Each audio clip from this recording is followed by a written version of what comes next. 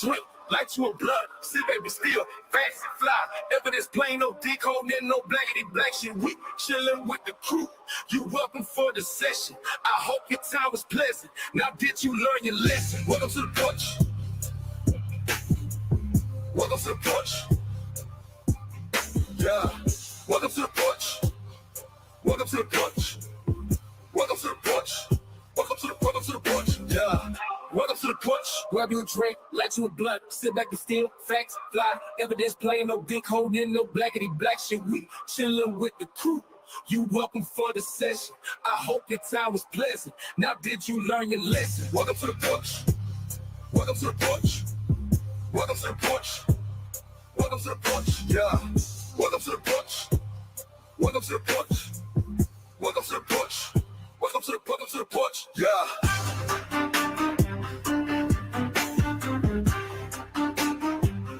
Welcome to the porch, yeah.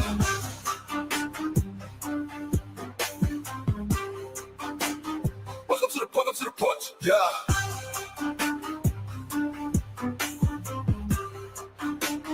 Welcome to the porch, yeah.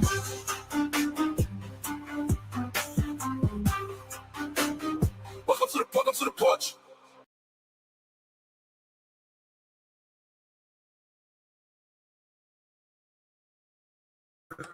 It was cracking with you. It's your boy OG Do Dirty stepping in for Uncle Tom on Conspiracy Wednesdays.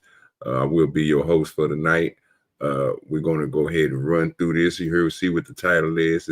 We are talking about flat Earth today, and we're talking about the curvature of Earth. If you got any videos that you want to display for us, or you want me to play, you can drop them in the back chat. We will go over them as a group. Today is that day for you to come up with any type of your conspiracies. If you read the description, you know how Uncle Tom do it, you know what I'm saying? Bring your own conspiracy. That's what he said. So let me drop this in the chat real quick. I'm going to have Uncle Tom and them pin it whenever they get a chance. They out doing things right now, but I will be dropping it frequently throughout the show. Let me go ahead and get a salute to everybody that's in here. Butterfly Jones is in the building. Appreciate you, Butterfly. Kingdom Miners in the building. Appreciate you, Kingdom Miner, for being here. Mayo sent me a video. It's like an hour and something long, so I don't know if we're going to get to it first, or do we want to go ahead and rock out these other ones and get them started for the day. Most likely that's what we're going to end up doing. Then we're going to get this background together real quick because I see it's still on the murky side of the game. So let me just slide over here so we can make it better for those who shouldn't over. Whopper, look at it. Look at it coming together. Yeah, damn man. Yeah, damn man. So that's an overlay, huh? Let me take that off. Let me go down here and find the one that's the big ground. The background. There it is. And we flying, we fresh, and yeah, we got the good background on us today. You know what I'm talking about? We're going to get these videos pulled up for us. So we want to get into the Neil deGrasse Tyson first? Do we want to get into old boy? I think his name is Tony. Do we want to go Bible side down first with the answers in the Genesis? Man, I don't know which way we want to go yet, man. I'm still thinking. I know it's going to be fun. We got a guest coming up to the panel. Let me bring him up. John the Baptist, how you doing, my good sir? What's up? Man, about to sit here and go over this good stuff, man. This circle Earth. The spear. Yeah, man. Yeah, I found a couple of videos on that too, dog, about the circumference of the Earth, dog. But I don't know. We might want to go ahead and break them small ones out first. But how your day been going, brother? Man, it's going good, bro. Out here making money. I know that's right. So not your kind of money though, but just my money. Oh, sir, your money longer than mine, sir. I don't know what we're doing here. Yeah, unless you made $35,000. But anyway, keep on going. I told you I made less than that, sir. I'm on a $20,000, sir, with no supplements. You hear me? I'm out here living bad. I'm intense type shit. You hear what I'm talking about? Yeah, you way better than me. At least you got a little shack you can live in. I'm living in a tent, John. I got 35,000 with 4 kids. I'm with 2 kids and a wife though. So yeah, I don't know what. Yeah, I just got 20,000 for myself. So we about even, ain't we? Nah, you doing way better. You got 20,000 by yourself. You by yourself. What are you doing? We got these kids. We got Mayo Monkey in the building. My fault. Sir, my shack is just a little bit better than yours. That's all. You know what I'm saying? You know what I'm That's saying? the only Man, difference, sir. y'all would need look. So we got the levels down. I'm in the tent, John in the shed, and Mayo in the shack. Now we just letting y'all know we in bad places right now. You know what I'm saying? And we ain't living large. That's all we saying. Yeah, but y'all too sick. But y'all, well, no, you are married. That's I take that back. Yeah, but y'all ain't got no Yeah, kids. that's what I'm saying, bro. We Yeah, I ain't doing got no bad. kids. Yeah, I ain't got no kids We though. got look. See, if I had kids, I'd be doing super bad. Yeah, Mayo single with no kids. I mean, he living large. Yeah. I got a 2-bedroom shack, sir. You hear me? Or With no 3-bedroom shack. with no kids. Exactly. You living large. And let you tell it, John. Let you tell it. So yeah, but I gotta clean all this shit myself, man. That's a fact. A 2-bedroom is a lot for one person, John. I don't know what we're doing here. He don't live with one of them. He don't live with one of them. The other ones still get dusty, sir. You hear me? That's a lot of dusting. I don't know what we're talking about here, John. And John, I will be the first to admit that the more space you have, the more shit you will buy to fill it. That's a fact. That's a fact. That's a fact. The problem with his thinking is, Mayo, he forgot that he got kids, so he got workers. See, we're something we don't got. You know what I'm saying? We don't have people. We got to do this stuff ourselves. We ain't got slaves. We ain't got slaves. You know what I'm saying? We can't just make people do things. You know what I'm saying? We got to do it ourselves, John. But y'all got less to do though because you got less people. You got privilege, John. That's all we telling you. You got privilege, sir. You got that whip privilege, sir. Yeah. Keep up with y'all lives. Let's get on with the show. Sir, I think the only reason my parents had kids is so they could stop cleaning and doing yard work. I'm telling you. Most definitely. Get all that shit. Me and my brothers. We did everything. If they wouldn't have had kids, they wouldn't need a house. No, they don't. No, they don't work like that. They could have still had them. They could have just had a smaller one. Yeah. Nah, you don't need. Yeah. But that's right. Correct. They could have had a smaller one. They could have had a 1-bedroom house and been perfect. If I say you try to bring your family with your kids and live in this tent and see what happens, you know what I'm talking about? It ain't gonna work out for you, John. Stay in your $30,000 shack, sir. No, sir. I make $30,000 a year. My shack don't cost that much. So we already know we're going on Conspiracy Wednesday, man. We talking about flat Earth and the curvature of the Earth. So what do you guys even think before we even get into any of these videos? Just go and get it out the way. Give your thoughts on what you think about flat Earth. And the second thing is there a curvature to the Earth? So I'm going to say I never thought the Earth was flat. Because I was brought up in the school system, I was taught the Earth was round. I believe the Earth is round. When I go outside and look up in the sky, I see a spear shape up when I look up in the air.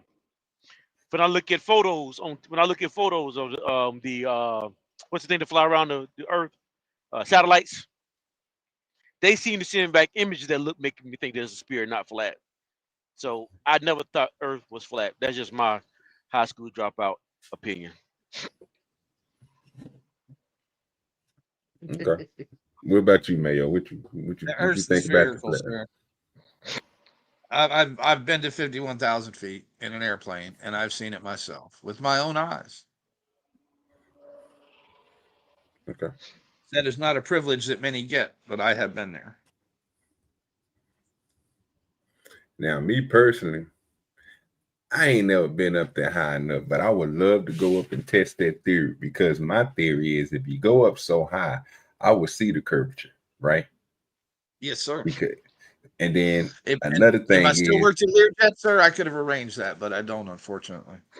Oh, don't worry about it, Mayo. Hopefully I can get rich one of these days off of YouTube and do a dumb video where I just go up and show people stuff like that. You know what I'm saying? You have to do it in a Learjet, though, sir. You have to do it in a Learjet.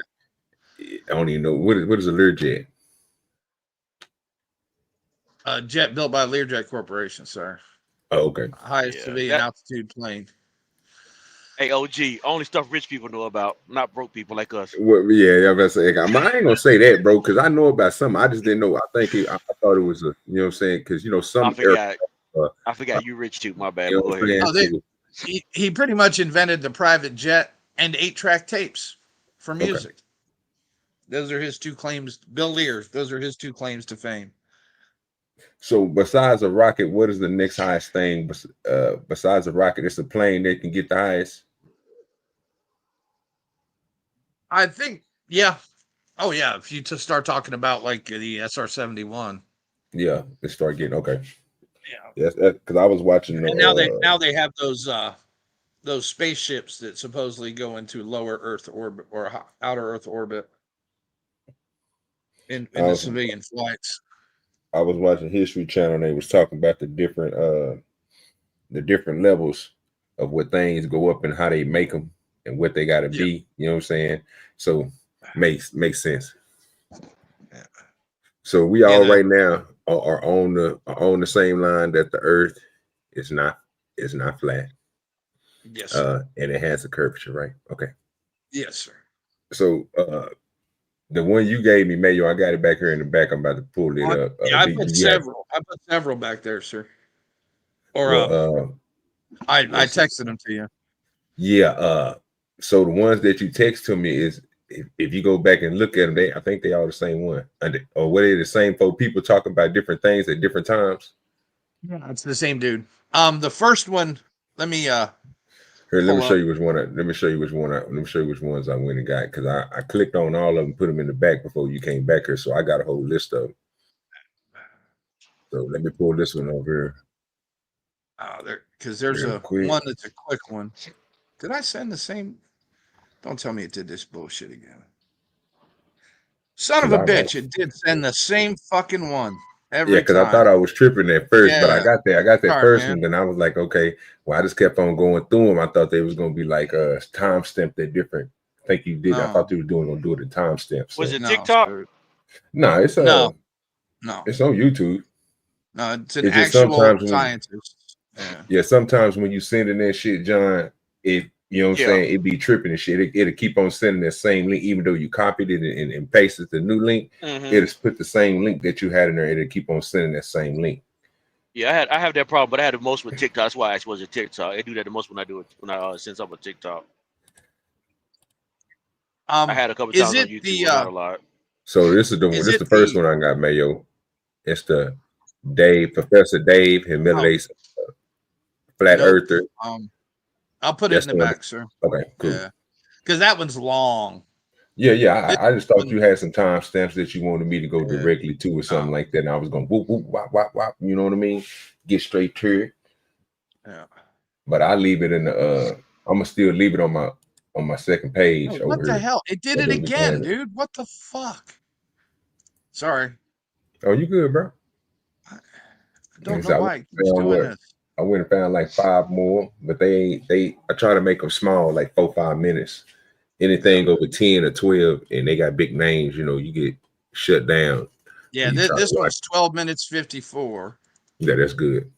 I mean, make sure it actually copies and pastes right. There you go. All right, I'm about to grab it now. All right, put it over here. That way it won't be on the same screen. I can grab it. 10 challenges.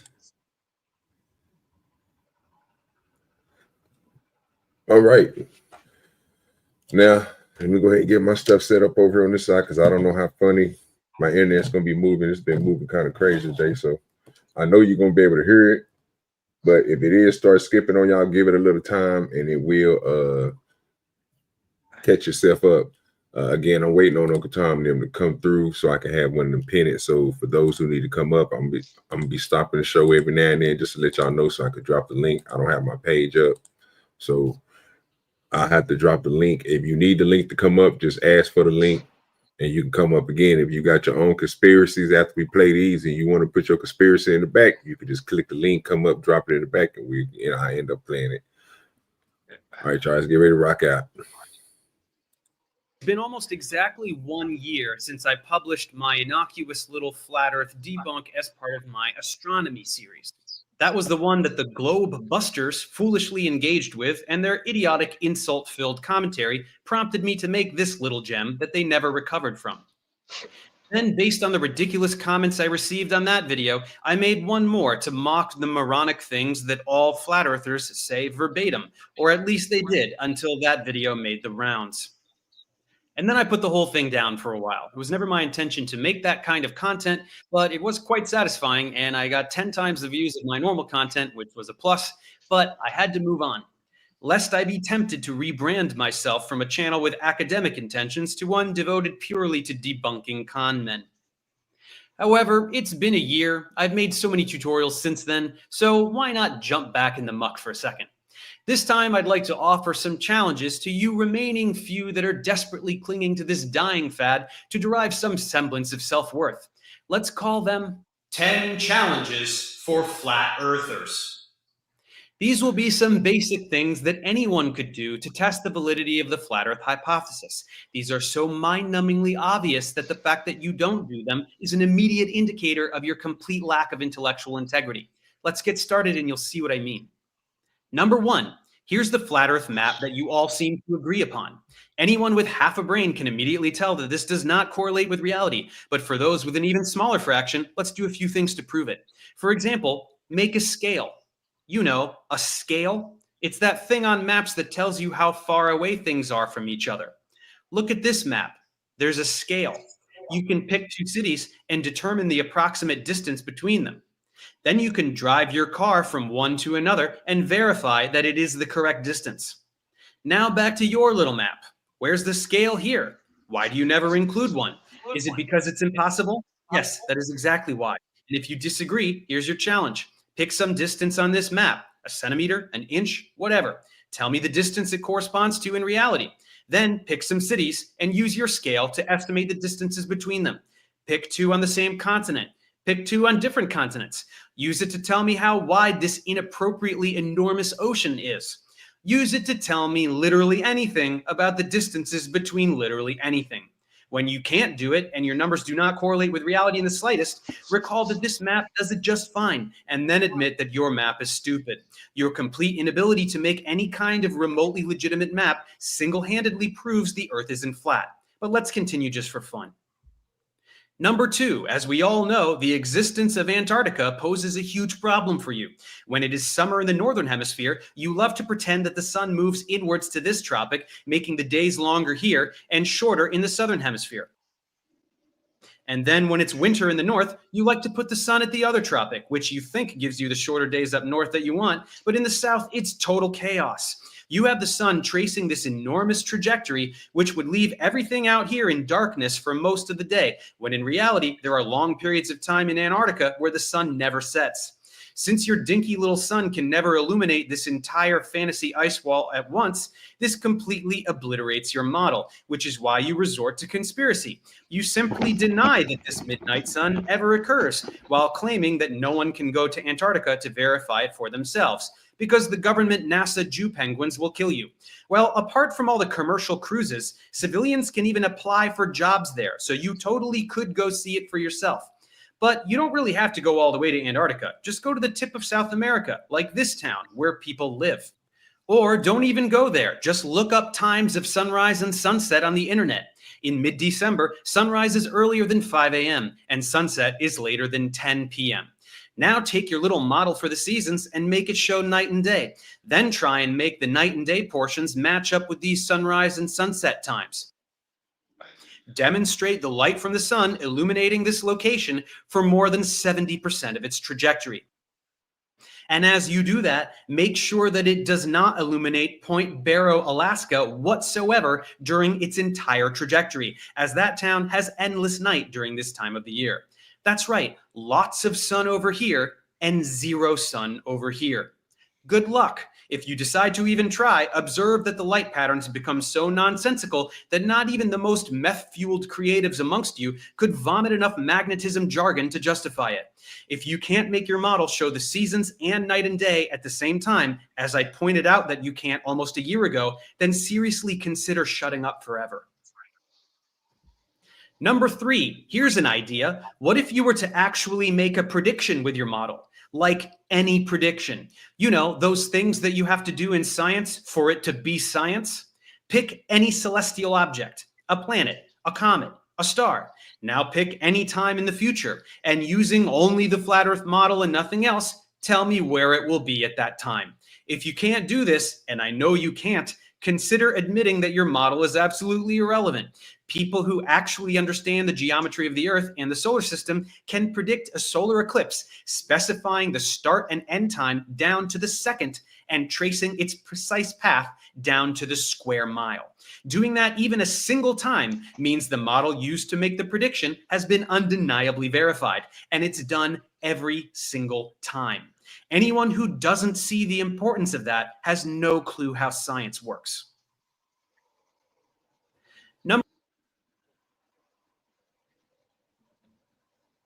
Do y'all agree so far? Oh, Yes, sir. And especially the Point Barrow, Alaska thing. Well, one thing I have a problem with, why they keep on showing this incomplete map? Because he just showed 2 different ones. He's using their models. Oh, okay.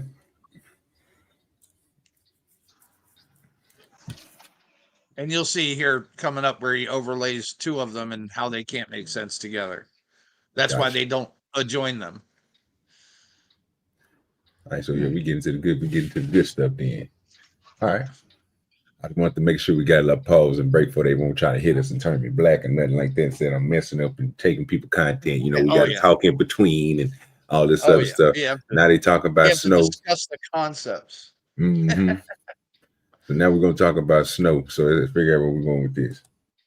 Number 4, after I demolished essentially all of your favorite talking points in my previous videos, you all now cling primarily to the classic "I shouldn't see this thing" argument.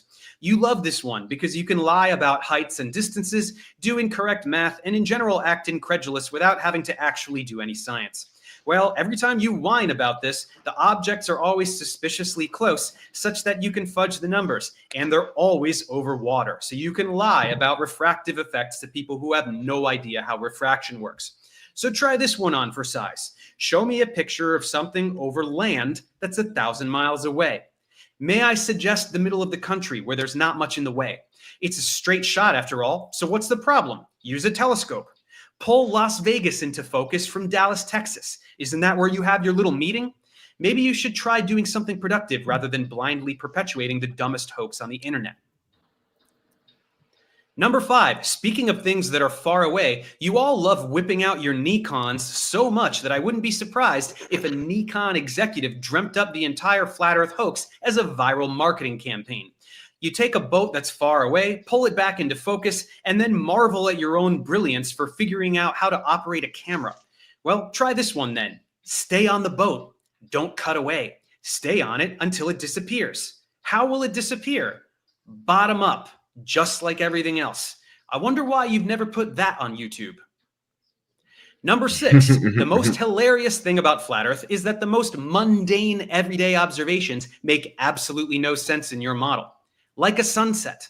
A small sun above a flat Earth would simply recede high in the sky and get smaller and smaller until it fades away. It absolutely would not retain the same angular size and set below the horizon. It stays the same size because it's unbelievably far away, and it sets below the horizon because the Earth is a sphere that is turning.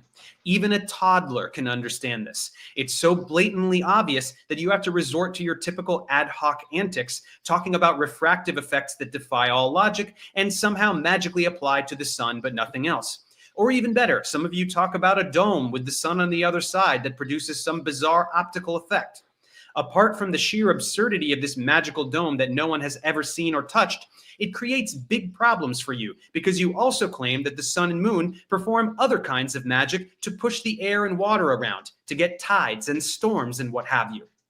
That would require that it is inside the dome. So which is it? Is the sun outside of the magical non-existent dome so you can pretend to get the sunset? Or is it inside the magical non-existent dome so you can pretend to get the tides? It can't be both. Or if you bail on the dome and say it's just water, how do all those water molecules that make up around 1% of the atmosphere produce 1,000 times greater refractive effect than actual liquid water? How does the appearance of a sunset never vary at all, whether it's dry or humid or raining? Why does nothing else but the sun behave that way? Show me a projectile or a plane going below the horizon as it recedes. Or show me this dome and explain the phenomena with more than buzzwords. Do something to explain a sunset. Do anything besides making idiotic videos with action movie soundtracks that contradict middle school level science. Number 7, what the hell is a lunar eclipse to you? Seriously, explain anything about a lunar eclipse. The things you say about solar eclipses are stupid enough, but at least you say something. A lunar eclipse happens when the Earth gets between the sun and the moon. That's right, in between. These two objects are not perpetually above a flat plane, and you know it, which is why you're totally silent on lunar eclipses. And if you're going to propose that some other object besides the Earth is what obscures the moon, good luck trying to demonstrate its existence.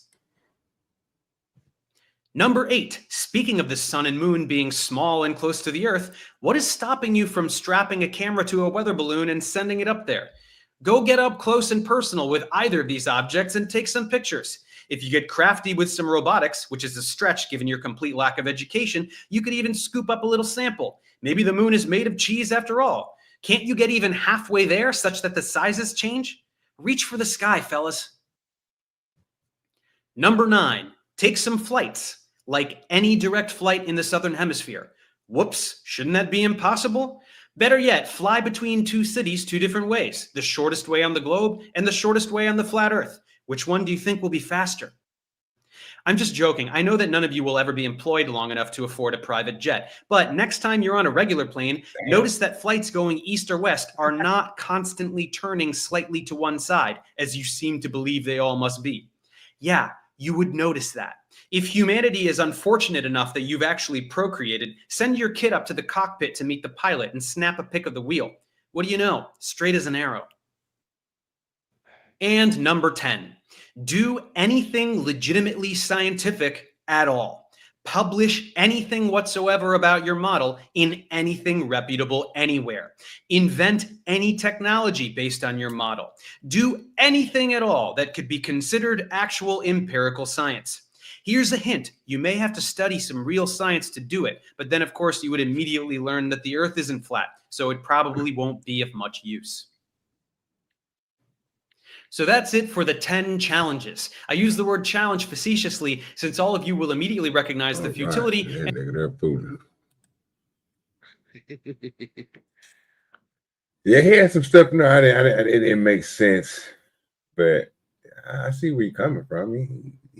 He's stumping the motherfuckers. I never thought about the sun part, but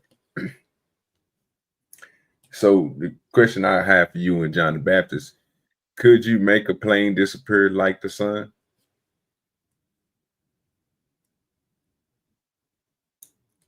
Yes, you could, but you would have to watch it with a very powerful telescope. Because Very of powerful. Yeah, because of what you call it. Yeah. The size of it. It's not as big. Well, because even if you've ever stood and watched one, doesn't it seem like it's getting lower the farther away it gets? We talking about the plane or the Yes. Yeah. Yep. It's just like the sun setting. Yeah, he said, well, why but it was just answering that question for him, because he basically the way he said it, it can't be done. Like, it can be done. Like you said, you just gotta have a nice, you know what I'm saying, have something powerful enough to see that small motherfucker, because once it get far up in the air, it's already gonna be small. It's gonna be hard to see. Then as it keep on going, you know what I'm saying, like you said, without having something that can watch it, then you'll never see it disappear like that. But yeah, I was thinking it could. Yeah, that shit, nigga, they're crazy. Oh yeah, he did that his first video about it, and man, they came at him hard. And there's one guy, Dave. He's like a a flat Earth god in their community. And that first video I sent you was the one of him debunking him live in the debate. Oh my God, it's classic. It is classic. Well, we definitely gonna play it. Let me get to this. This right here gonna be for John. Only like they say 25. We ain't gonna play the whole 25. Let me get to the part where. Oh shit! Here we go. Oh Lord, do I want to start there? And god damn. Yeah. I guess we start here. How long is that? 7, 8, 10, 12. All right, give me 10 minutes. I'm gonna get y'all thoughts on this.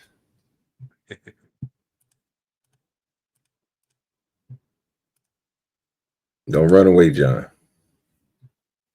Of stars. I'm not. I'm doing some shopping right now, but I'm listening. Parts of the sky. I have a photograph here of the Ark encounter. Many of you will recognize exactly where that was taken, over near Zara's Cafe, looking at the front there. This photograph was taken by a good friend of mine, Jim Bonser from Iowa, a pastor there, a good friend of the ministry. And we had special permission a couple of years ago. We went down there and spent about half a night shooting this photograph and a few others. And this is a half-hour exposure. You can see the stars are going in a big circular pattern. Near the center of that, just above the arc, you'll see one single star. That's Polaris, the North Star. And the Polaris, or the North Star, is within a degree of this point in the sky we call the North Celestial Pole. To the eye, and even to this photograph, it's going to look like the North Star stays still and all the other stars spin around it. Now, less known is the fact that angle that it makes with the northern horizon is equal to your latitude. So at the arc, it's around 38, 39 degrees. So that's how high that the North Star is. And as I travel around the country and around the world, I always make it a point to look at where the North Star is in the sky. If I can find it, some parts of the world you can't. Now, this was Samuel Rowbottom. He was a 19th century Englishman. He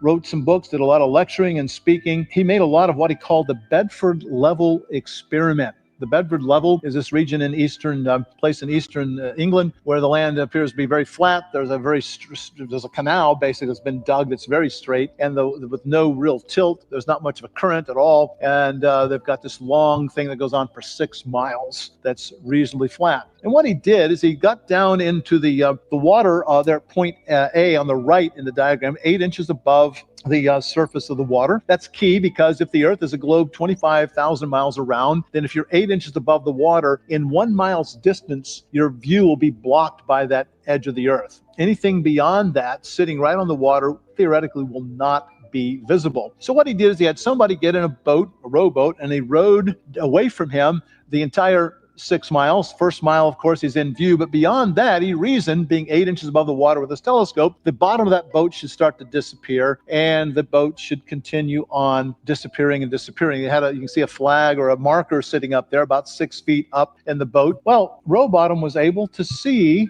that boat the entire length. He said, aha, if the curvature would block out my view of the boat over 6 miles, and yet I'm still seeing the boat, then the Earth must be flat. You see this little red line I'm showing you here draws from the boat back towards the observer, but because of the curvature of the Earth, it's greatly exaggerated here, of course. It exits out into space, moving off on a tangent, so it's not visible. Now, I put down there that the problem is he ignored atmospheric refraction caused by temperature inversions. I don't have time to talk about the physics of all of this, but the speed of light depends critically upon, in air at least, depends critically upon the temperature of the air. In warmer air, the light travels more quickly. In colder air, it travels more slowly. As it turns out, bodies of water stay relatively cool during the summertime because water has a large specific heat. In the winter, it generally stays warmer. That's why if you have a location near a very large body of water, the temperature is moderated tremendously. The Gulf Stream, for instance, moderates the temperature in the British Isles and parts of northern Europe.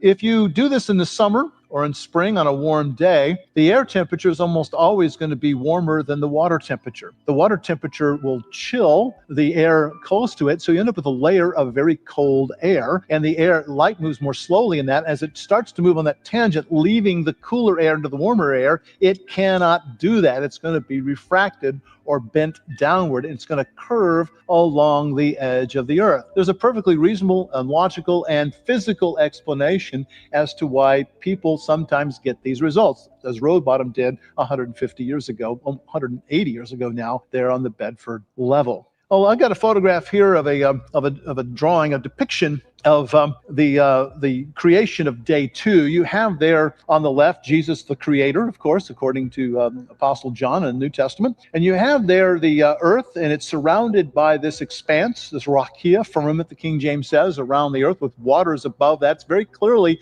day 2 creation. And I want you to look at the shape of the earth. Do you get the impression that it is flat? No, you get this distinct impression it is a globe, it's a ball, it's a sphere. Now, where did this depiction come from? It comes from a Bible that belonged to King John the Good of France. Now, we know how old this Bible is because I think it was in the year 1356. He was defeated by the English in the Battle of Poitiers, and this was taken by the English as part of the prize and spoils of war. And we think the Bible was actually put together around 1350. This is 150 years or so before Columbus's voyage. So again, by 1350, people clearly were believing the earth was a globe. Common knowledge, actually, in the West. So I would like to talk a little bit about some of the supposed biblical...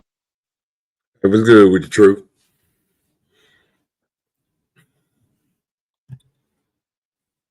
You there? What's up, Truth? Hey, good evening, brothers. How y'all doing? Man, I'm pretty chilling, man. Trying to look at these damn people saying that everything they talk about the earth was already in the Bible. You said they said it was already in the Bible? Yeah, basically, it's what they just. That's what basically we just got through saying that all this stuff was already calculated, was already said in the Bible by whoever you just said, King something of France. Who was that, John? What is that right there you talking about? Yeah, the Bible. I do not know. Every question has an answer, and every question that you have in this world is in the Bible, and every answer that you need to that question is in the Bible. It's the word of truth. It's undefiled, it's undefeated, and it's absolute. So if any answer you're looking for is in there, I mean, even down to a woman's cycle is in there, brother. Like everything is in the Bible. So if we're talking about, science and flat earth, whether it's flat or whether it's, a sphere or a dome, all the answers that we need are, in the word.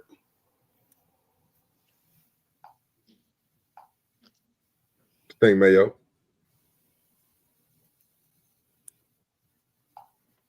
Oh, I'm waiting to hear the Bible arguments.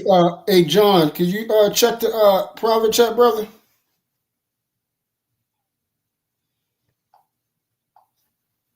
Oh, he over there doing something. Oh no, you good, bro. Yeah, he over there shopping or something. He said he was doing. He'll come back through here in just a minute and see what else he gonna say. Biblical arguments for a flat earth. I don't have time to do all of them. I will talk about the rakia. That's a Hebrew word. This is something that God made on day 2. Its purpose was to separate the waters above from the waters below. People have debated exactly what those waters above are, and we'll continue to debate that. But this appears to be the cosmology of the Bible, if you will. Now, on day 4, 2 days hence, from the day 2 creation, God put the luminaries or the lights in the sky. He said he made the greater light and lesser light. He made the stars also, and I think that's referring to basically all astronomical bodies. There's a reason why I would say that. Many flat earthers today want to use the word star in the modern context and enforce it back on what most people throughout time thought stars were. For instance, the planets were stars, as it turns out. Today, we still sometimes refer to them as, say, the evening star or the morning star. I've taken some photographs and put photographs up of some planets recently, and I refer to them as stars. Why? Because that's what they look like in the sky. I've had people recently ask me about this very bright star in the evening sky. It's Venus, folks. It looks like a star, and I have no trouble calling it that because that's what it looks like.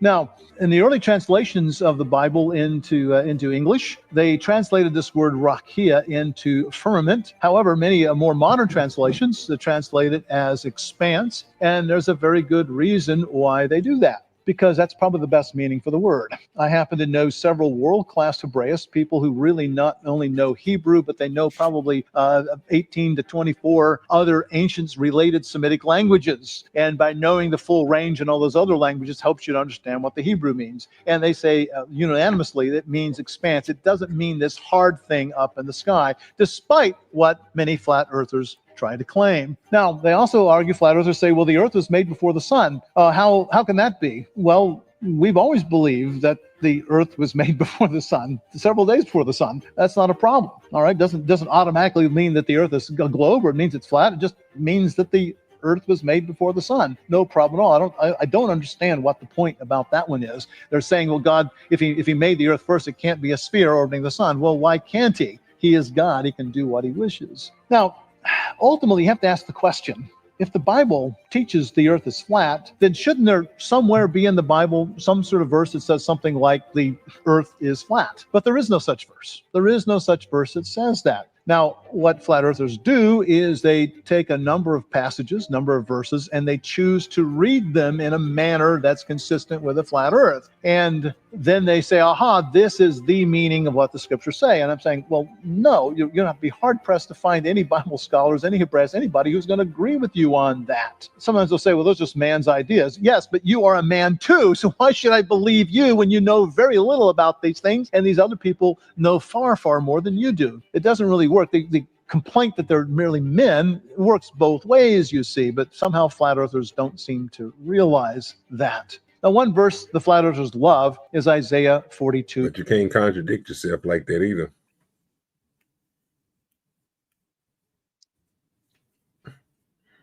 Even if somebody don't believe it, or you don't believe it because you have faith in what you have faith in, you still got to, the same thing that you're telling them not to do, you can't do it yourself.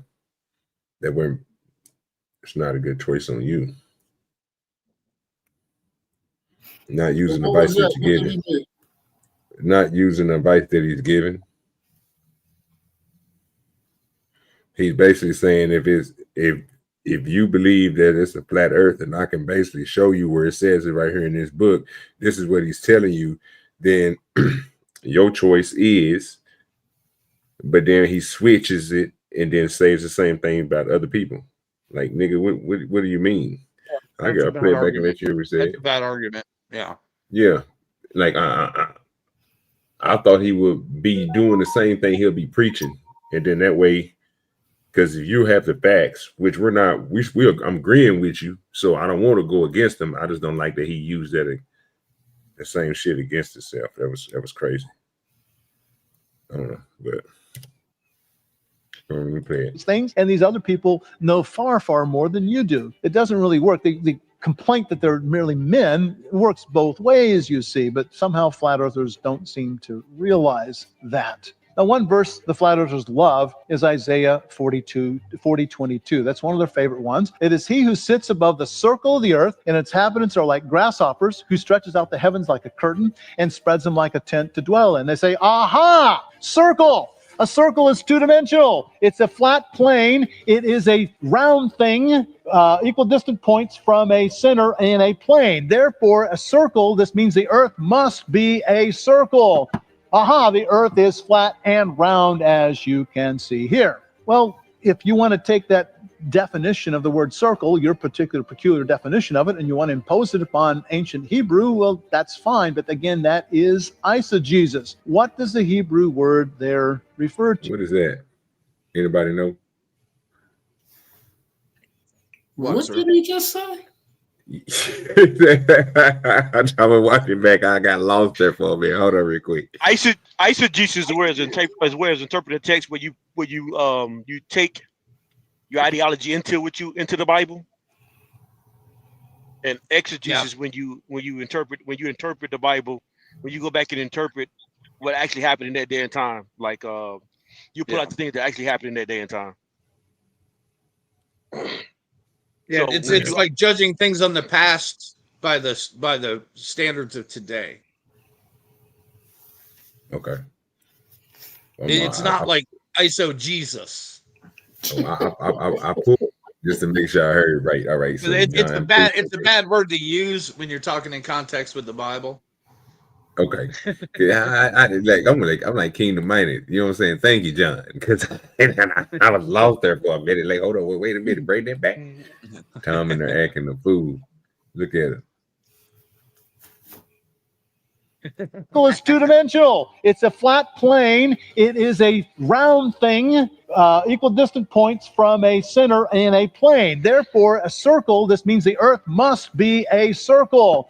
Aha, the earth is flat and round, as you can see here. Well, if you want to take that definition of the word circle, your particular peculiar definition of it, and you want to impose it upon ancient Hebrew, well, that's fine. But again, that is eisegesis. What does the Hebrew word there refer to? Well, it refers to something round. Now, is a circle a two-dimensional thing? Is it round? The answer is yes. Is a sphere, a globe, a ball, is it round? And the answer is yes. So both are round. And the word here is a bit ambiguous. It can refer to something that is a two-dimensional circle. It can refer to something that is a ball. They try to argue, the flat earthers do, that it means only a circle and not anything else. And that simply is false. Some flat earthers, and I can't believe they go here, they point out the earth having four corners. Well, does it have four corners? Let's look at it. Isaiah 11:12. It says, he will raise a signal for the nations and will assemble the banished of Israel and gather the dispersed of Judah from the four corners of the earth. Or how about this, Revelation 7:1? After this, I saw four angels standing at the four corners of the earth, holding back the four winds of the earth so that no wind might blow on the earth or against any tree. Again, the earth, Scripture says, has four corners. There are no corners on a globe. So therefore, the earth is not a globe. It must be flat. Case dismissed. Slam dunk. We're done. As I said, I can't believe some flat earthers actually make that argument. Which is it? Is the earth round or is it square? Well, at least one flat earther in the 1890s, Orlando Ferguson, kind of split the difference. He had what I call here the roulette wheel model of the earth. It's square with angels in the corners, but then there's a round portion in there, and it's kind of, I call it the roulette wheel because it's kind of high in the middle and kind of dimpled like this, like a roulette wheel is sort of shaped. That was his model, and some flat earthers today, at least half-heartedly, talk about this one. I think most flat earthers, however, realize that the four corners talked about twice there in the scriptures, once in the Old, once in the New, are references to the four cardinal directions, north, south, east, and west. Even today, we talk about weather of the wind, for instance, coming out of the west, southwest. Well, you're relating it to four cardinal directions. That's the way most of us understand this. Okay, what about the ends of the earth? There are 28 times the phrase ends of the earth appears in the Old Testament. For instance, Psalm 67:7, it says, God shall bless us, let all the ends of the earth fear him. They say, aha, if you go to a globe, you go around and around and around that globe, you will never reach the end of that globe. So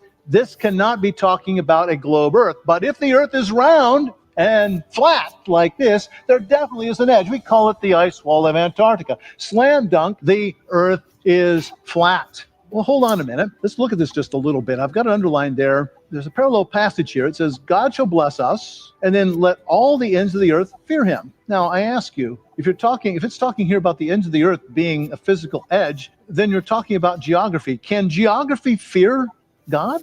No, it's not talking about geography. It's talking about people. Here's another one. All right, so we keep on going. Did y'all get anything that he's saying? Yes, sir. Okay. He ain't saying sherbet. Like, he really ain't saying. Appreciate you, Kingdom Mighty, with the 499. He ain't say job yet. I'm waiting. I love how you use the word violated, bro. He is off the chain, bro. Do you see this? Valid. I'm waiting for him to say valid. He didn't say job. That's man say he violating. He is out here. This dude here is.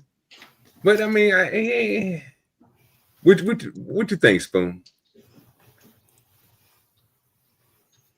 All them wasted words, man. Like, Jesus. Well, I don't know if y'all can hear me well or not, but it just depends on. It just depends on what you think. It depends on what you think of what he's saying. He's not necessarily saying. I just don't like that he's saying that he's the arbiter of what's being said and what's not being said. Like he's the arbiter of how to interpret what the word is saying. This is crazy. It's just like a preacher. That's why flat earthers claim I just can't agree with it. But the flat earthers I'm claim not the same. disagreeing with you. Yeah. I'm not disagreeing with you. See, that's not my point. Like I put in the point, like I put in the chat, like it doesn't say it's a sphere either. Doesn't say, all it says is round. Round can be, if you want to put it in dimensions, round can be flat too. Round can be in a big ass ball. It just, I mean, this is a stupid argument. That's why I say no one knows, and I just don't believe nothing NASA says because they're a government entity. And we go to the moon on the cheapest, the lowest bidder. I'm good. Just can't believe it. Tell me about these multiple heavens. Yeah. I don't know about none of that shit right there. That just honky babble right there. Just like we got nigga babble, that's honky babble. I don't know about that shit. You out of But line, bro. I mean, it is what it is. I don't listen. I'm not gonna say that. That's listen. It ain't a nigga saying it, so that's honky babble. I mean, it sounds good. It sounds good. That's all I can get. It sound good, I guess. But since you up here, you know, I got to bring my boy up here just for you. Just for you. So dear to my heart. You gonna love this. What's your question about the heavens, OG? I want to know how many is it? I heard it was multiples.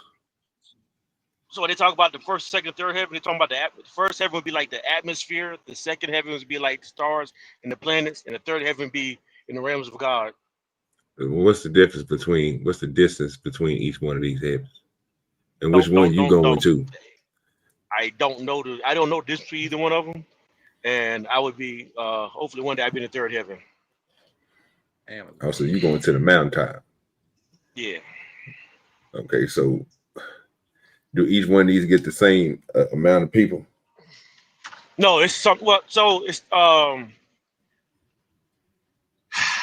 Because you know where I'm going with it. I'm just trying to see, can I make it? Because if not, I'm about to enjoy myself underneath and down under. Well, it's not so much that like the first and second heaven is like the eternal. No, it's not like the eternal heaven where you go out to death. It's just displaying the atmosphere and then the stars and the planets. That's what they're considered. That's what they're referring to. So when Paul had his vision that he went to the third heaven, he had a vision that he was talking to God himself. That he was like, oh, I'm sorry. He had a vision that he was dealing. I think I'm trying to remember the verse because that's been a while since I read it. That he had a conversation with God in the third heaven. That's what he's referring to. John, I have a question for you. Yeah, he that motherfucker hiding in some bitch. Shit. Didn't they try to build a ladder or a temple to reach a tower? To reach the heavens. Yeah, that was in the Bible. Okay. Yes. So if you think God, if God literally struck down the Tower of Babel and made everyone that was speaking different languages now speak the same language, speak different languages, do you think that these people can get together and then get past the heavens to a new realm of life? No. So what that text was teaching? Mm-hmm. It actually said that says in the script that God said that we need to stop the efforts now because they're talking, they're figuring this out, and if they keep they're going, moving they're as this one. Out. He said they're moving as one, so he confounded them. So in other words, if we're moving like one, that means we can get to the heavens. Is that what y'all are saying? But you see what? But hold on. And I'm trying to figure out which one everyone going to because there's 1, 2, and 3. I'm trying to. Uncle Tom, only in that specific situation where everyone on one accord. We're talking about not just out of communication. We're talking about they thought the same, like they was moving like literally as one. Like imagine me knowing your thoughts when you're about to place a brick here. You're about the measurements you want. Like they was in sync like you never seen before.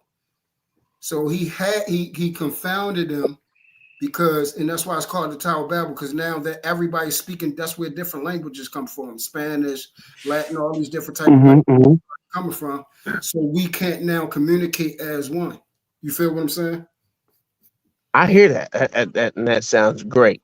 So the only place where everyone moves as one and seeks the enlightenment is in one place on earth. Where's that place at? That's not gonna happen again. That's not gonna happen again, though. Yeah, that won't never happen again. Where's that at? Here we go.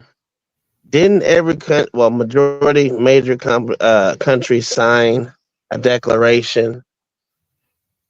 Yeah, but you see that no one ever, all these countries never agree on anything. Yeah, you say that, but they all agreed upon this, and not only that, yes, they do. Yes, they do. I'm sorry. My phone kind of went out. No, hold on. I'm sorry. Hold on 1 second. I want you to explain something. My phone went out for a second. So can you explain what document they signed again? I want to make sure I heard you correctly. I'm sorry. That's all I was trying to say. I said there's only one place on earth where countries have decided that they're gonna move as one. Actually, two places. You got the Space Center, the International Space Station, and Antarctica. These are the only two places where where countries agree upon things, and you could say that they're using that as an enlightenment tool because what they're trying to do is further their knowledge into spaces and other places. Okay, Uncle Tom. So I understand what you're saying. Now, from a human concept, I understand. That's why you're saying that's your closest thing that you could put as a relatable source to say that's something that we could say is closely related to what happened then. But what I'm saying is back then it was on a whole nother level. Like basically we're two different people, but I know exactly what you are thinking. We're talking about I am you. Like, yeah, but you can say that, but we don't technically know that. No, that's what it was. That's basically what it was saying in the Bible. Yeah, and basically people can interpret that the way they want. I get what you're saying. I'm not disagreeing. I'm not disagreeing with you. But what I'm saying is, if we can interpret it like that for then, these motherfuckers are doing that here. And if you want to look at it, they got that whole little spinning rubber roller thing in where the fucking place is, where they're fucking trying to put God's particle shit. Yeah, it's just one thing that these motherfuckers are literally. Show you, all countries are behind. There's 57 countries in the Antarctic Treaty, but there are 193 countries. That's why I said major countries. But I said major countries too. So they don't all agree. You can say they don't, but technically they all do because no one gives a fuck about little bitty ass small ass countries that don't mean shit. That don't even have a vote on the world stage. What are we doing here? They do all have a vote. Whoever got the controls, if we all worked together, sir, we wouldn't need the UN. Whoever got the controls, can y'all pull up my screen?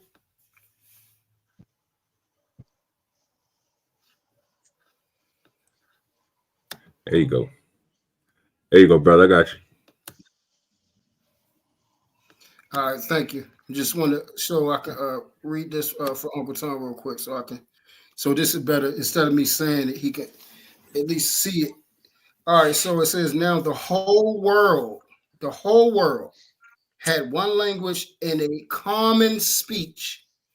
As people moved eastward, they found a plain in Shinar and settled there. They said to each other, "Come, let's make bricks, bake them thoroughly."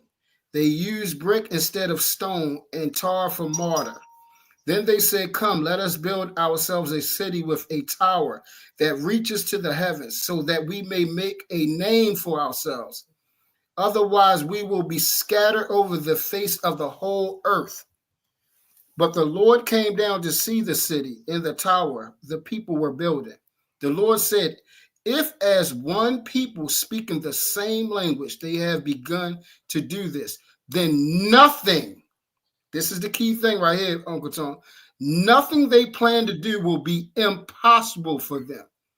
Come, let us go down and confuse their language so they will not understand each other.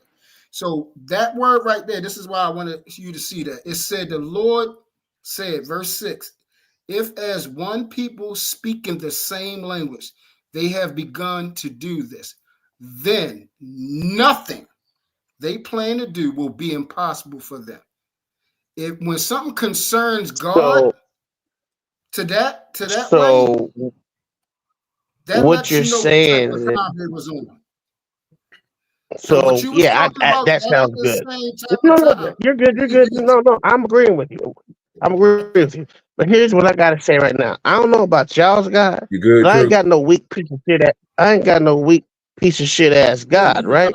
So I'm not gonna say he was intimidated by motherfuckers building a tower saying that they can't be stopped. It's just crazy. We're talking about God here, the motherfucker who literally created the sky, the heaven, the fucking space, and all this. He was intimidated by these No, Tom, weak motherfuckers that died. it's not, That's crazy. hold on, hold on 1 second, Y'all hold on go 1 second. crazy. Hold up now. It's not that God was intimidated, but you have to remember God created man in his image, which means that there's a in the realm of man, there is the essence of God. And if he focus his mind and get in tune with the essence of God that's in him, he can create that tower. Because God knows, because of his capability, how he made us, he know that it is possible that we can do it because he is actually in us. If we put our It's not mind to it, we can. intimidation. It's just what it is. I got you. Yeah. So yeah, because how he created us, he know that we can. We're creative. We're creative because he's creative. If he built the world, So what you're saying is, I want to hear you correctly.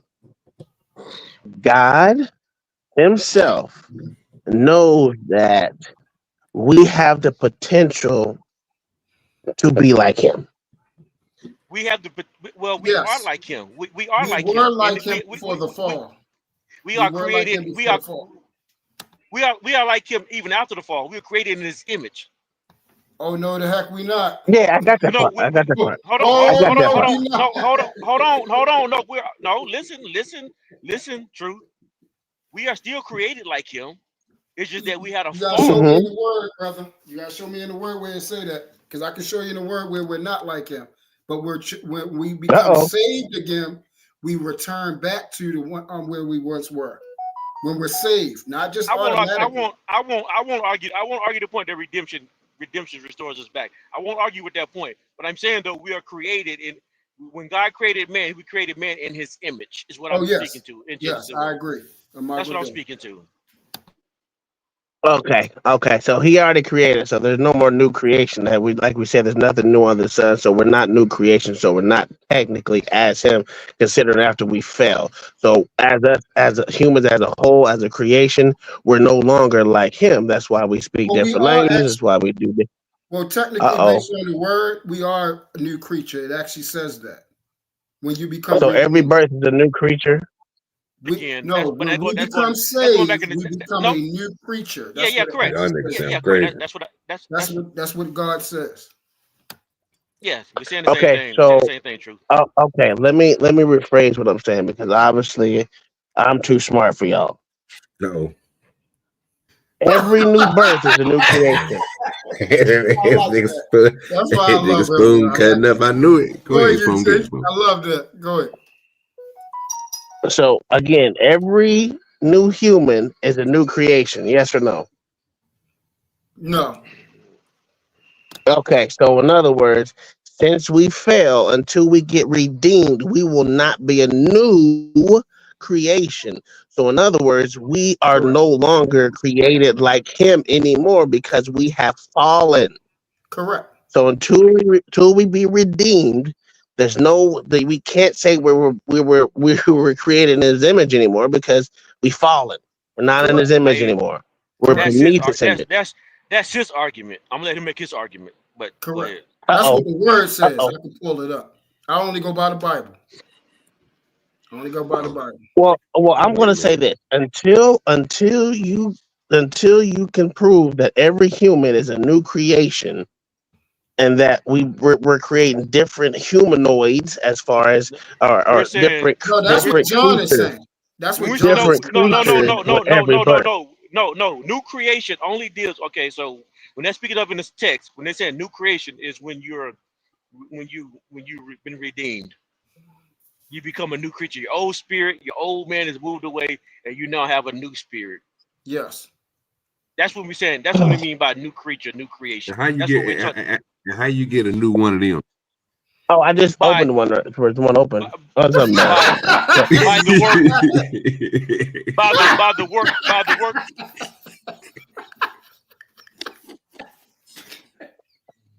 Uncle Tom a fool. That nigga was crazy. So, but my question is, what all this got to do with the Earth being round and flat? What you mean? Uh, That's what he was the talking about. reason, He basically said everything was in the Bible, sir.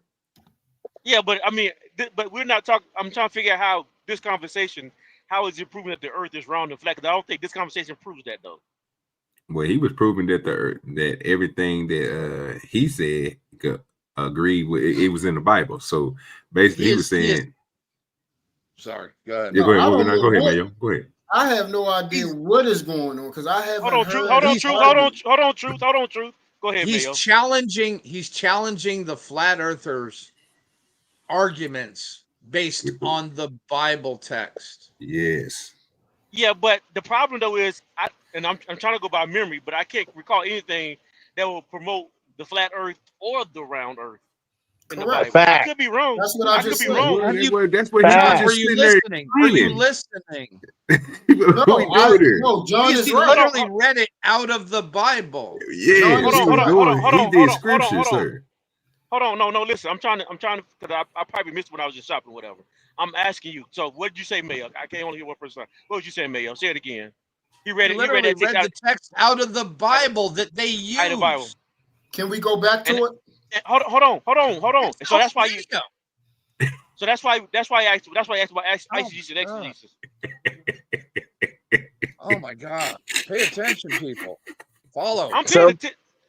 I some was paying people are attention. just slow, Mayo. They remedial. They remedial. That nigga Any day Tom y'all want to started take an shit, bro. IQ test, let's do it. I remember because y'all asked about the Any question. day. Exegesis and The, eisegesis. I the was getting ends back. of the earth is one of the things. Yes, And correct. he And I mentioned know. it's stated like 23 times in the Bible. Correct. But I know what I'm saying. When he reads that, that's when he's doing eisegesis, because that's not what that text means. It doesn't mean that the earth is flat or round. No, but he I'm is following you, Mayo. explaining Can the we difference. please But go he back is to the verse, explaining the difference between what the Bible Who's in says, what control? flat earthers believe, He stopped. and Correct, I its agree. original meaning. Who's I in got that control part. on here? Hold on. Will you be quiet for a second, Truthers? Just be quiet for a second, please. Yo, y'all Mayo, I niggas get. ain't controlling Yo, don't get me cursing, bro. I'm trying to have a conversation with Mayo right quick. It's making it more confusing. Just hold on 1 second. I'm not saying you. Just give me a second. So Mayo, I'm not confused on. I understand what you were saying from the beginning. I'm saying is, why are we talking about this long? Because we've already said that what this guy was doing was eisegesis. It wasn't exegesis. We already know. No, sir. That's not what we're saying. At all. I said that was a bad choice of words because he's talking about the Bible. Mm-hmm. And most people don't understand the meaning of that word. Okay, so because they literally think you're putting ISO in front of Jesus. So can we rewind the video and go to it so we can see if it's relatable or any congruency to it? Well, before we do all that, before we do all that, because I mean, I haven't watched this video, but he's a honky, and if you see my name, it says I'm sick of these honkies. I just want to say, and I'm going to say this again. I don't give a fuck if the Earth is flat or round. We have no proof of either. What I think these flat earthers need to stop doing is allowing the round earthers to say, hey, you prove that it's flat, because no one is forcing them, or they're not even proving their own shit when they say, prove that the fucking earth is round. Even majority, if you listen to some of the, exactly, they haven't proven it yet. So even with the fucking photos, I need a fucking photo that's not edited. But they got every excuse to read in the book of why they can't take a full fucking photo of shit. But we got pictures of Mars and shit. Fuck out of here. Shit is bullshit all over. That's just listen. Y'all don't gotta believe what I believe. I just don't believe. See, I'm a realist when it comes down to shit, right? One of my favorite people. Hold up, give me a second. Let me bring one of our guests up. We got Roger in the building. How you doing, Roger? I'm good. I'm good. What the hell y'all doing? What's up, baby? Hey, we up here talking about the Lord and the flat Earth. It's going down. Trying to get on that flat Earth, this round Earth. You know about that round, right? I know about the firmament. I just don't believe any part of the government consider that they lie about everything. If one entity lies about it, they all do. To me, was NASA the first I entity just can't to believe say it. the world was round, Tom? What'd you say? Was NASA the first entity to say the world was round? I don't know. That doesn't matter. They're saying it's round now with no proof. Baby, I can't wait.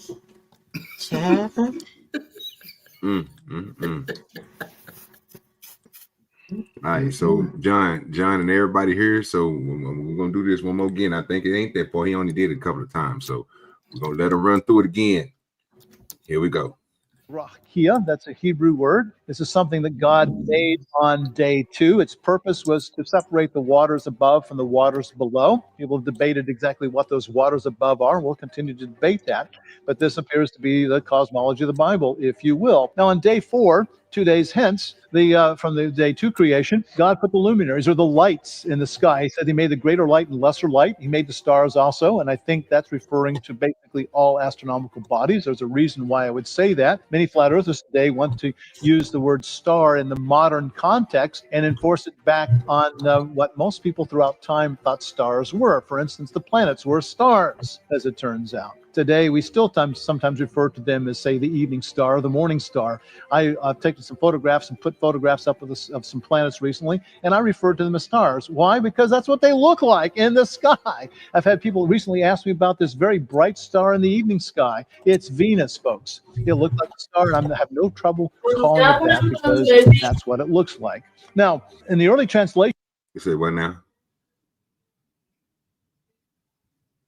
I don't think she was speaking of the Bible into English. They translated this word rakia into firmament. However, many more modern translations translate it as expanse, and there's a very good reason why they do that, because that's probably the best meaning for the word. I happen to know several world-class Hebraists, people who really not only know Hebrew, but they know probably 18 to 24 other ancient related Semitic languages. And by knowing the full range and all those other languages helps you to understand what the Hebrew means. And they say unanimously that means expanse. It doesn't mean this hard thing up in the sky, despite what many flat earthers try to claim. Now, they also argue, flat earthers say, well, the earth was made before the sun. How can that be? Well, we've always believed that the earth was made before the sun, several days before the sun. That's not a problem. All right, doesn't automatically mean that the earth is a globe or it means it's flat. It just means that the earth was made before the sun. No problem at all. I don't understand what the point about that one is. They're saying, well, God, if he made the earth first, it can't be a sphere orbiting the sun. Well, why can't he? He is God. He can do what he wishes. Now, ultimately, you have to ask the question, if the Bible teaches the earth is flat, then shouldn't there somewhere be in the Bible some sort of verse that says something like the earth is flat? But there is no such verse. There is no such verse that says that. Now, what flat earthers do is they take a number of passages, number of verses, and they choose to read them in a manner that's consistent with a flat earth. And then they say, aha, this is the meaning of what the scriptures say. And I'm saying, well, no, you're going to have to be hard-pressed to find any Bible scholars, any Hebraeus, anybody who's going to agree with you on that. Sometimes they'll say, well, those are just man's ideas. Yes, but you are a man too, so why should I believe you when you know very little about these things, and these other people know far, far more than you do? It doesn't really work. The complaint that they're merely men works both ways, you see, but somehow flat earthers don't seem to realize that. Now, one verse the flat earthers love is Isaiah 40:22. That's one of their favorite ones. It is he who sits above the circle of the earth, and its inhabitants are like grasshoppers, who stretches out the heavens like a curtain and spreads them like a tent to dwell in. They say, aha, circle. A circle is two-dimensional. It's a flat plane. It is a round thing, equidistant points from a center in a plane. Therefore, a circle, this means the earth must be a circle. Aha, the earth is flat and round, as you can see here. Well, if you want to take that definition of the word circle, your particular peculiar definition of it, and you want to impose it upon ancient Hebrew, well, that's fine. But again, that is eisegesis. What does the Hebrew word there refer to? Well, it refers to something round. Now, is a circle a two-dimensional thing? Is it round? The answer is yes. Is a sphere, a globe, a ball, is it round? And the answer is yes. So both are round.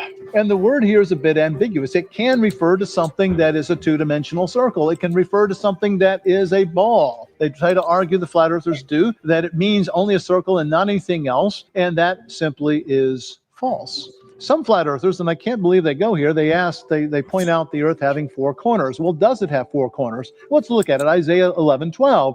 It says, he will raise a signal for the nations and will assemble the banished of Israel and gather the dispersed of Judah from the four corners of the earth. Or how about this, Revelation 7:1? After this, I saw four angels standing at the four corners of the earth, holding back the four winds of the earth, so that no wind might blow on the earth or against any tree. All right, that's where we was. Okay, now go ahead, John. So, Mayo, this is what I was trying to get back to, because I thought I heard this part, and I wasn't arguing against you. I was only trying to make sure, like, when I heard it, because I was actually doing some shopping at the same time. What he just said, I agree with him. The text that he read that the flat earthers use is not proving their argument, which I understood that the whole time. I wasn't saying that he was saying. I was saying that the flat earthers' point that they was making when they use these texts, they're doing what we call bad Bible study or bad interpretation of the text.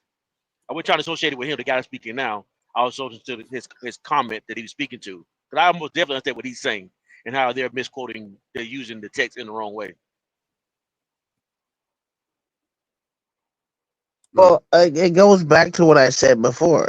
If you look at one, they're both using the shit wrong, because they're trying to say that round earthers don't use the same stupid ass text. They do. They may not use the four corners one, but they damn sure use text in the Bible to say the earth is round. And again, no one has any fucking proof. Give me some proof, and then we can squash this shit. Tom, you're never gonna, any proof they give you, you're not gonna believe anyway. So That's why give people proof that yes, it is? Oh, they can send me up in the goddamn space rocket. I've sent you pictures of the Earth from space, and you deny their existence. Yeah, I can send you the same pictures that they get from motherfucking goddamn the Netherlands too. Yeah, it's from space. Yeah, okay, yeah. Okay, so while we got Raji up here, let me ask you two questions. What do you think? What do you think about flat Earth, and what do you think about the curvature of the Earth? So here's the thing, right? So what the pastor was referencing, the four corners, right? I believe it was the Ming Dynasty. In the Ming Dynasty, they was talking about the circle and the square, right? Yeah. So is the four corners of the square? That's basically what he was saying. Well, he was saying it was the four directions of the compass. Yeah, that's what we see it as: north, east, south, and west. So here's the thing. The way that pictographs, hieroglyphics, and so on and so forth have been cataloged to relate to the descriptions and the depictions of the world. It's simply that flat circles, right? And squares. And this has a lot of different religious contexts depending on who you follow and what you believe in. Over time, because until America Vespucci ventured over the world and they happened upon the Americas, everybody's ideology was that the world was flat. And if you went too far, you would fall off the end. So just because someone traveled to one direction and they wound up here and then they traveled back around and they wound up where they started doesn't necessarily mean that we live in the sphere. We could very much live on a flat plane that's simply circular and always in a rotation. Who knows? I think these conversations have a tendency to be very riveting, right? But until we die, will we ever know? Yeah. Right. You're making some good points. Well, let me ask you another question then, because I don't want to go too far off of what we just got to talk about. Because he said some motion there. What about these heavens? Do you know about? What about these multiple heavens? What you know about that? I know the Jehovah's Witnesses say that only 144,000 of us are going to go to heaven. But Christian theology says that as long as we believe in God, we're all going to go to heaven. So within Christianity themselves, the umbrella of Christianity, there is some dissension and miscommunication on that principle, right? Now, it's intriguing to me when these theologians start preaching rhetoric from the Bible when the Bible is an incomplete book for the masses. We all know that there are books that are still in the Vatican, right? That are being protected by the Templar Knights or whatever. So we don't have the full book. How do we know that in the Bible it doesn't explicitly say that the earth is flat or that the earth is round? When they release all those books and we have books and we have a complete book, then we'll know.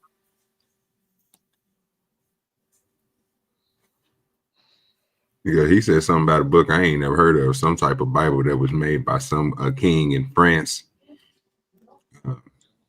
Yeah, I ain't know what that was, but I'm not even going to. Yeah, the King James version of the Bible. It was a Bible from the 1300s that was kept in the 1500s. Okay. Yeah, but in the 1500s is when we had the Spanish Inquisition, right? And when King James started to have people saying that if you're not a heretic, you would be deleted and dispatched. So you have to believe in this version of the Bible. So I'm not saying anything about the other version of the Bible that he's talking about. What I'm saying is this is when the Bible started to be edited for the masses. Because this is when they started to use. This Bible was from the 1300s. 200 years before that occurred. Right. But when that occurred, they edited and took books out of the Bible. Do you understand what I'm saying? And that's why you say you need the whole complete book. Right. We don't have the complete book. So even without having the reference material of the Bible from the 1300s, we know that in the 1500s, the Bible was edited. This is when Christians used Constantinople to take over that segment of the world and drive where Christianity was going. But before that, I was just having this conversation with my friend the other day. The Torah, you can read the Torah in the original language, in original context. You can read the Quran in original language, in original context. Why can't we read the Bible in its original language and context as a complete book? Because the Bible isn't a complete book. Precisely.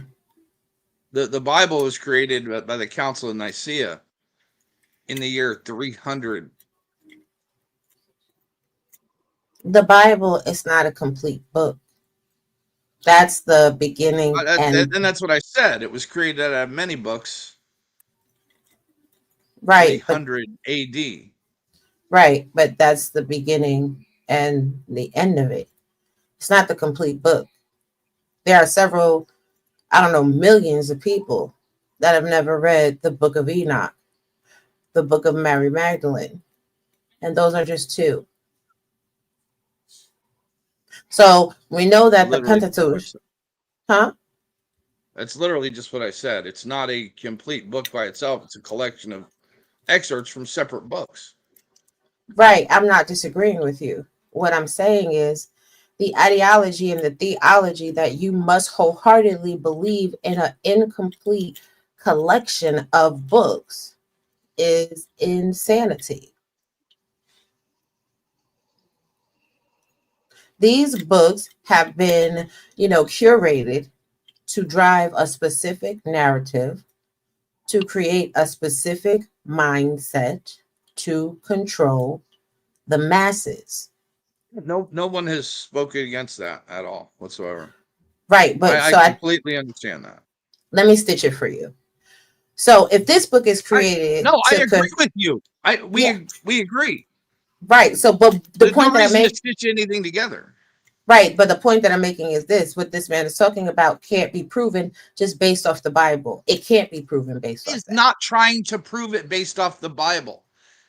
He is trying to disprove and give an alternate look at what flat earthers use the Bible to say.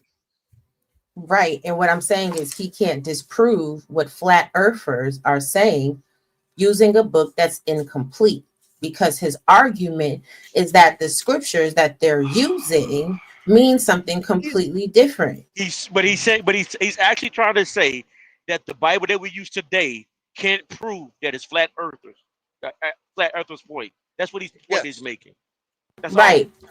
Right. But the point that I'm making is it can't prove that the earth is circular either. It's a non sequitur. He's not trying to do that. No one is trying to. He is offering an alternate to their claims. That's all. I haven't heard an alternate. All I've heard him say is they're using this scripture, but that's not what this scripture means. So if I say to you that the sky is blue and you say, oh no, the sky is not blue, what color is the sky then? He gave an alternate. He gave an alternate when he gave a challenge to how they interpret the four corners of the earth. He gave an alternate when he gave a scripture about this being a sphere. He gave alternate opinions of how they interpret. Is what he gave an alternate to. Right. He gave alternates saying that it was a sphere, which means he's using the scriptures that they are saying to try to disprove their perspective by just giving an alternate perspective and essentially saying that the Bible proves that the earth is round. No, that is not. That's not what he's doing. Not what he's trying to do. Is a sphere not round? Is a sphere not round? No. A sphere is not round? Not all spheres are round. Okay. Because the earth isn't round. So then you think the earth is flat? No. Oh. So if the earth is not the earth? So if the earth is not round, right, then it's not spherical? Is that what? So if the earth is not round, it's not spherical, and all spheres aren't round, what are we saying? Spheres are literally round. No, round has a specific meaning. That all distances are the same from the center. That's round. Sphere is I just can't. I love Mayo because he's always, interesting. A sphere is a geometrical object that is three-dimensional, analog in a two-dimensional circle. Formally, a sphere is a set of points that are all the same distance from a given point in a three-dimensional space. Yes. So that's saying that the earth is not round. It is not a sphere.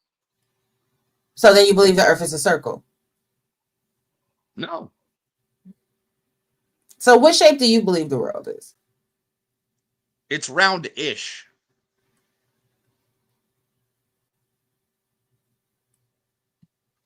So it's longer on the north-south axis than it is on the east-west axis. So then do you believe that the earth is an oval? It's oval-like, yes. Okay, so this is the point. Oval usually means one side is bigger than the other. So this is the point. The point is nobody knows the full shape and scope of the earth. Nobody knows if that oblong-ish shape that you feel the Earth is correct. If the spherical shape spheroid. Okay. Well, nobody knows which position that everybody has a different explanation and understanding of it. Nobody knows if that's a fact or not. Why? It's 2024. We go in space. By this point, someone should have been able to take a camera and go around the long circle, the oblong, and pull the whole entire thing from distance so that we could all see it at once. They have. Where? You haven't seen Google picture of Earth from space. That just shows a circle. A flat circle.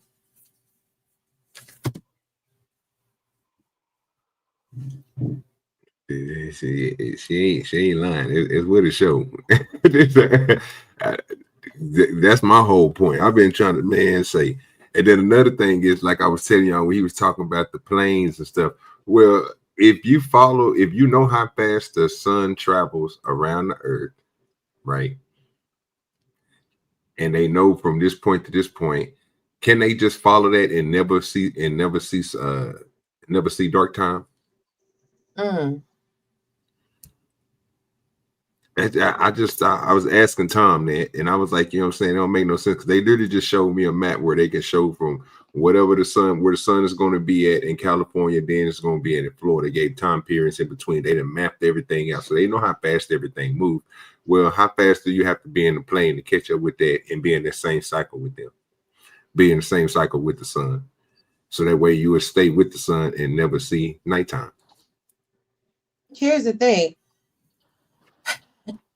So the sun circles around the Earth, right? Why is it that Alaska is the only state that has 6 pure months of straight sun and 6 pure months of straight darkness?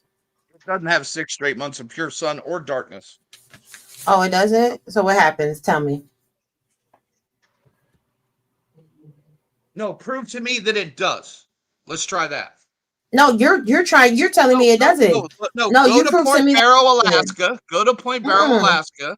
Sunrise and sunsets. You can Google it yourself. Prove to me. You Google it. You prove to me. You said it doesn't. So you prove that it doesn't.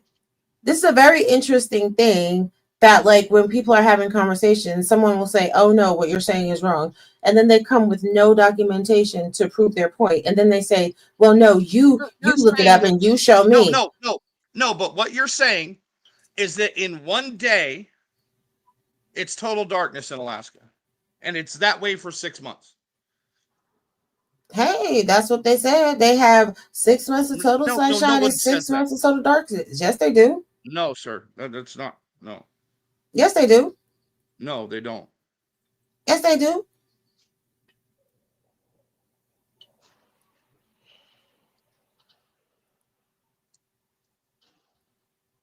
It's very easy to pull up something on Google Mail. I see you're getting. I'm doing it. And I'm doing it. Don't get frustrated, Mayor. We're just having a conversation. Jesus Christ. Of course, I had a paywall there. Shannon said he heard and seen that is 6 weeks of daylight. 6 weeks or 6 months? Either way.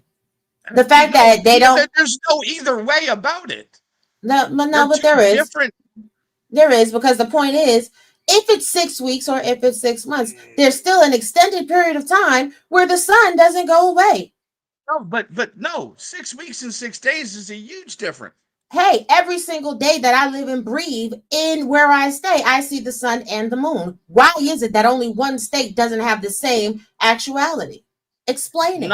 It's not one state. The same effect happens in Antarctica. Oh, but I thought it didn't happen at all. So does it happen or does not happen? I didn't. No, I said 6 months and 6 months. It doesn't happen.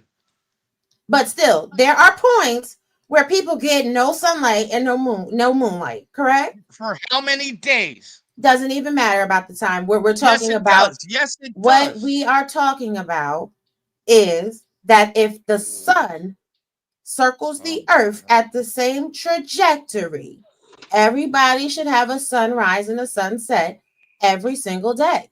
You explain to me why they don't. Sir, no.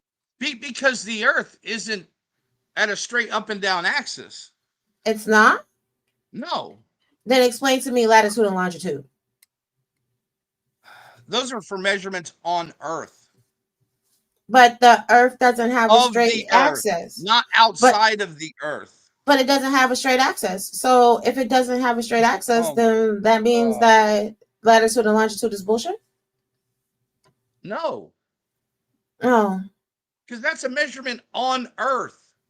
But it doesn't have a straight axis. Nothing outside of Earth. But it doesn't have a straight axis. So there should be discrepancies. No. It actually makes sense by math.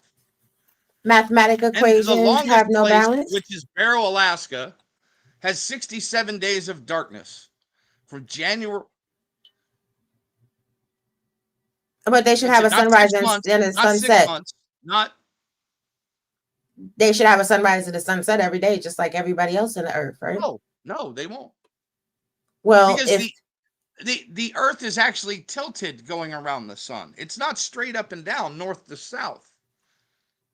In our reference of north and south. And your reference of north and south? What's my reference of north and south? The earth reference. Oh. Is it the Earth's reference? Is it of Earth's reference if there's so many people that don't believe that the Earth is in fact, a sphere or oblong, spherical, cylindrical? Yes, idiots. Oh my gosh. My God, today. There's people that think men that pretend to be women are women on this earth. That has nothing to do with the topic. Please stay on topic. No. People believe dumb shit all the time. Is it really dumb? If you are saying that the world, the earth, is not fully balanced, it's not a perfect circle, and the measurement doesn't matter because outside of the earth there is no straight axis, then it's not really dumb. It's a mathematical equation, and it's important to listen to and answer. It's important to figure out why there are areas of the earth that have no sunlight for an extended period of time. It's important to figure that out. Yes, it's because the earth to the sun is not straight up and down. It's not? It's at an angle. Is it? Yes. Because when I look at all the, the models of the solar system, the earth is in direct alignment to the sun. So are the models wrong? Have we been taught wrong all our life? So you're saying that Earth on the model is straight north and south on a model. It's in direct alignment to the sun. Are you saying we're out here in space willy-nilly free balling all over the place, but we got the same sunrise and sunset over the past history and memorial? Oh my God, this fucking girl. Jesus Mayo, you're really getting upset. This is interesting. This is intriguing. Crazy as shit. Because this is stupid. Is it? It's dumb. Yes. Is it? It's questions. And I'm sorry you didn't. Let me another video here. I'll let this guy explain it to you.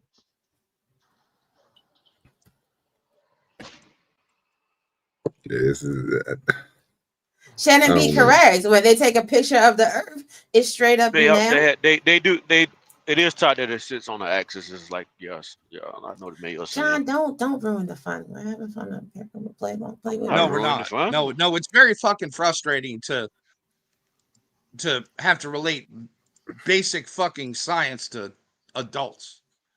Is it frustrating? See, here's the thing, right? That I always find intriguing with people.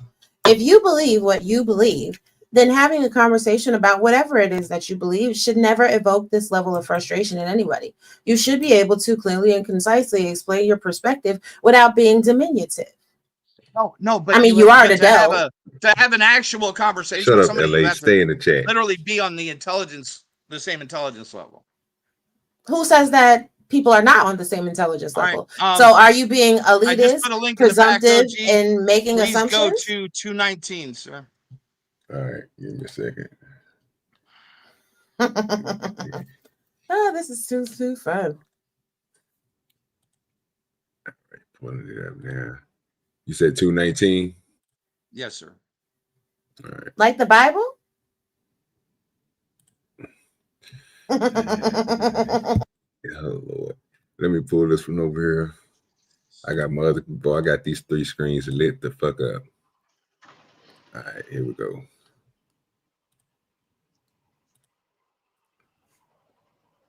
Oh, hold on. Let me bang it up real quick. 219, 216. There we go. It's rocking. As well as the paths of all the planets. The path of the sun follows a slowly tilting pattern that lasts 1 year. This length of time also outlines other cycles observed on Earth, which we call the seasons.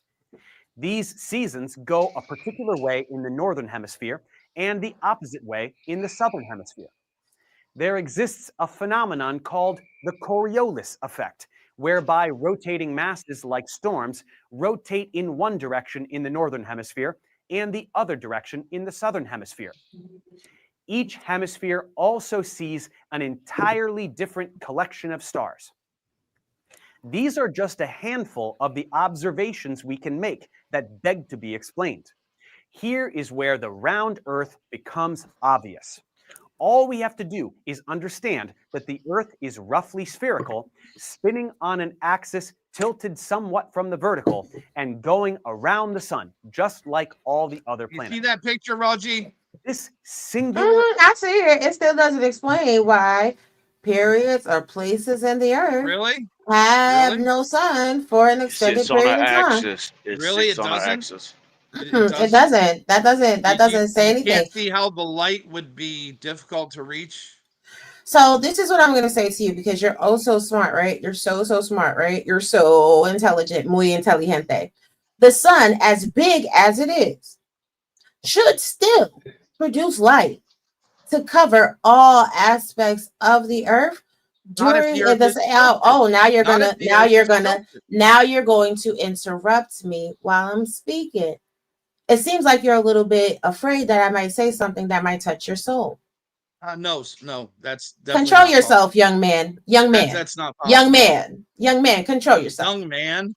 Young man, control yourself. All right. Thank you for the compliment, but yeah, you're welcome, young man. Control yourself. So when we're sitting there and we're talking about a celestial being as large and grandiose as the sun, if the sun reaches every single aspect and facet of the Earth, there should be no reason why 67 days, 6 months, 6 years, or 6 seconds of the Earth does not achieve or reach sunlight in sunset.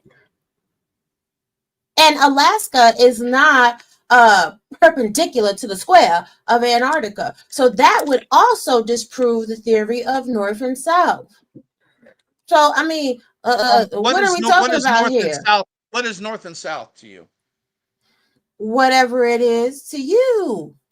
The point is simply this. No, it's not. No, it's not. Because I know yes, it is. Yes, it is. Yes, it is. No.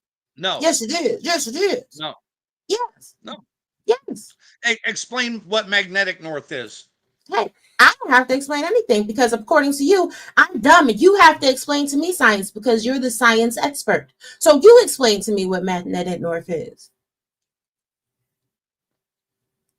I'm waiting. I'm here to learn. You got it. You got it. I'm going to need you to teach it to me like I'm 3 years old and I don't understand nothing. Why does every map have a declination diagram that's used for navigation?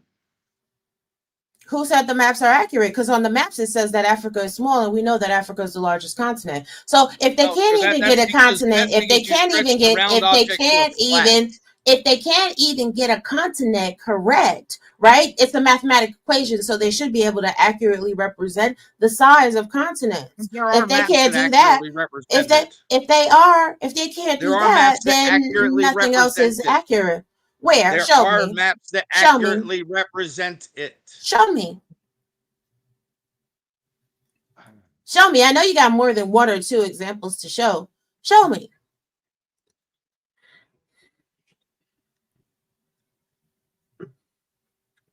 Yeah, Tom brought up that video about the goddamn Africa and shit. and everything else. That shit crazy.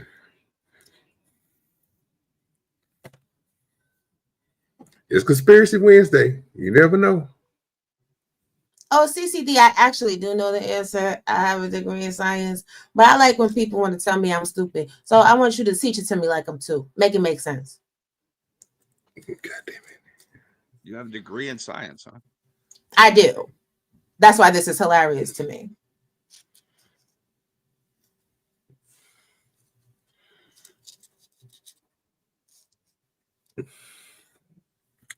I don't know. I know Tom put a couple of videos in the back for me to go ahead and pull up. Just pull up y'all stuff when y'all want me to pull it up. Here, sir. Yeah, got you. No problem. Give me a second. You know my little assistant be trying to move as fast as it can. It be pushing. Right. What shape is heaven? What shape is hell? I don't know, but I'm going to the one where everybody else is going to. You silly. Which one, heaven or hell? I'm going to hell. I done some bad things in my life I ain't proud of. But I'm going to have fun down there with the debauchery people because, you know, I'm one of them. Oh, Lord, you're going to make it to heaven. Yeah, I'm turning my life over now, Robbie. Yeah.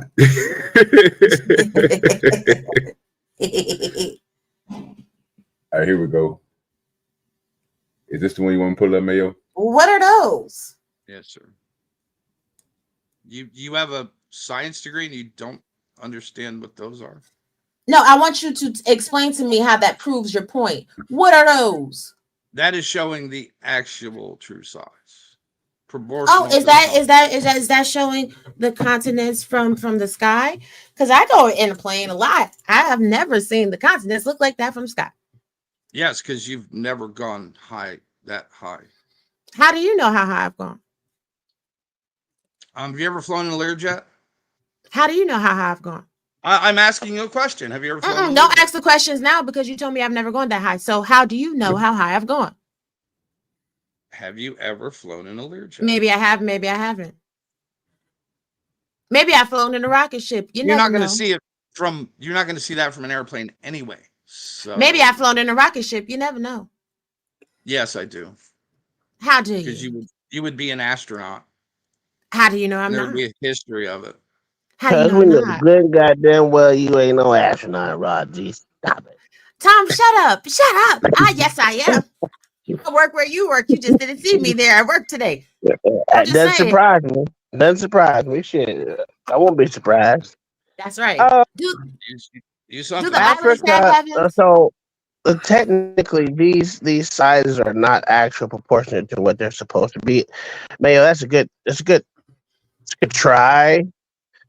But for this to be of the so-called, there's another one. Okay. Where's it? Right. Okay. You want to see actual comparison? Okay, let's show us the actual comparison. The proof, not a illustrated rendering.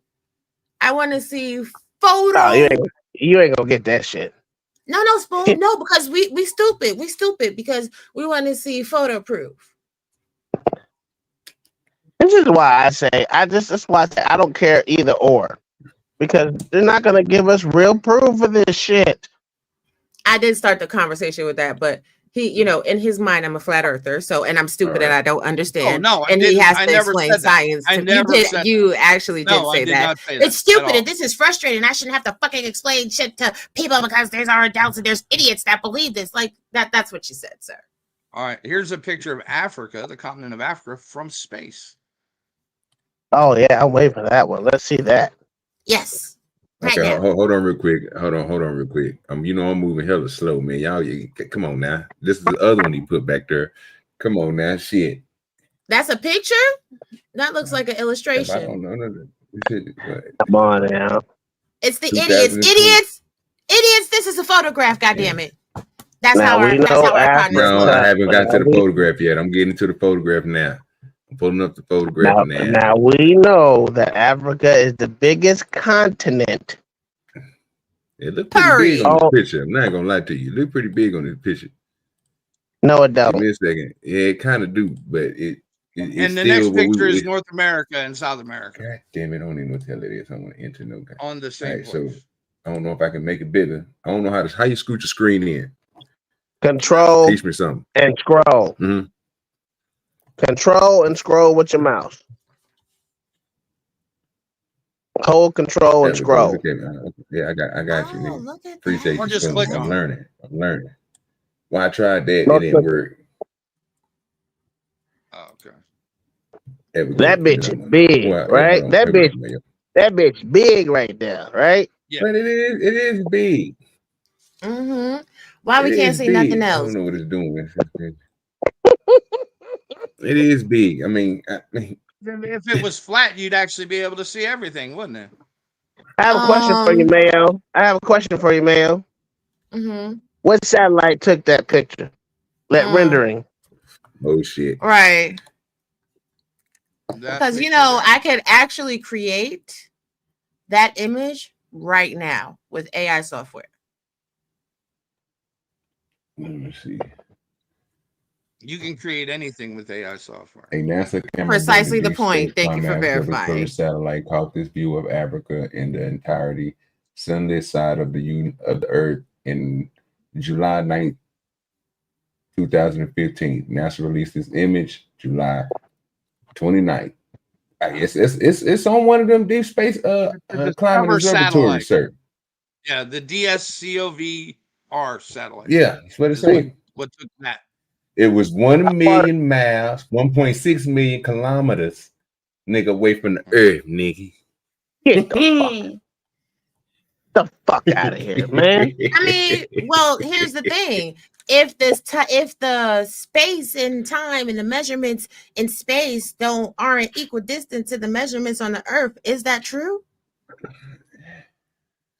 Oh God, this is crazy. People believe in satellites now. Now they make this argument, right? Hey, OG, can we go back to the video? Wait. But here's the thing that makes it funnier, Tom. I was told that the Earth is not a sphere. It is not a circle. So why do all the pictures from the satellites make it a perfect circle? That's crazy, right? It's amazing. Yeah. I was told that it was oblong. Right.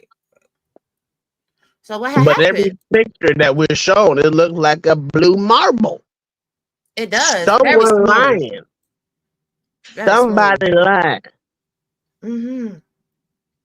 I mean, hell, I just got yelled at for like 50 hours up here while you was going about how the Earth is not a circle, but it's a circle, but it's off its kilter, but it's fully formed, but it's not fully formed, but it is, but it ain't, but it is, but it ain't.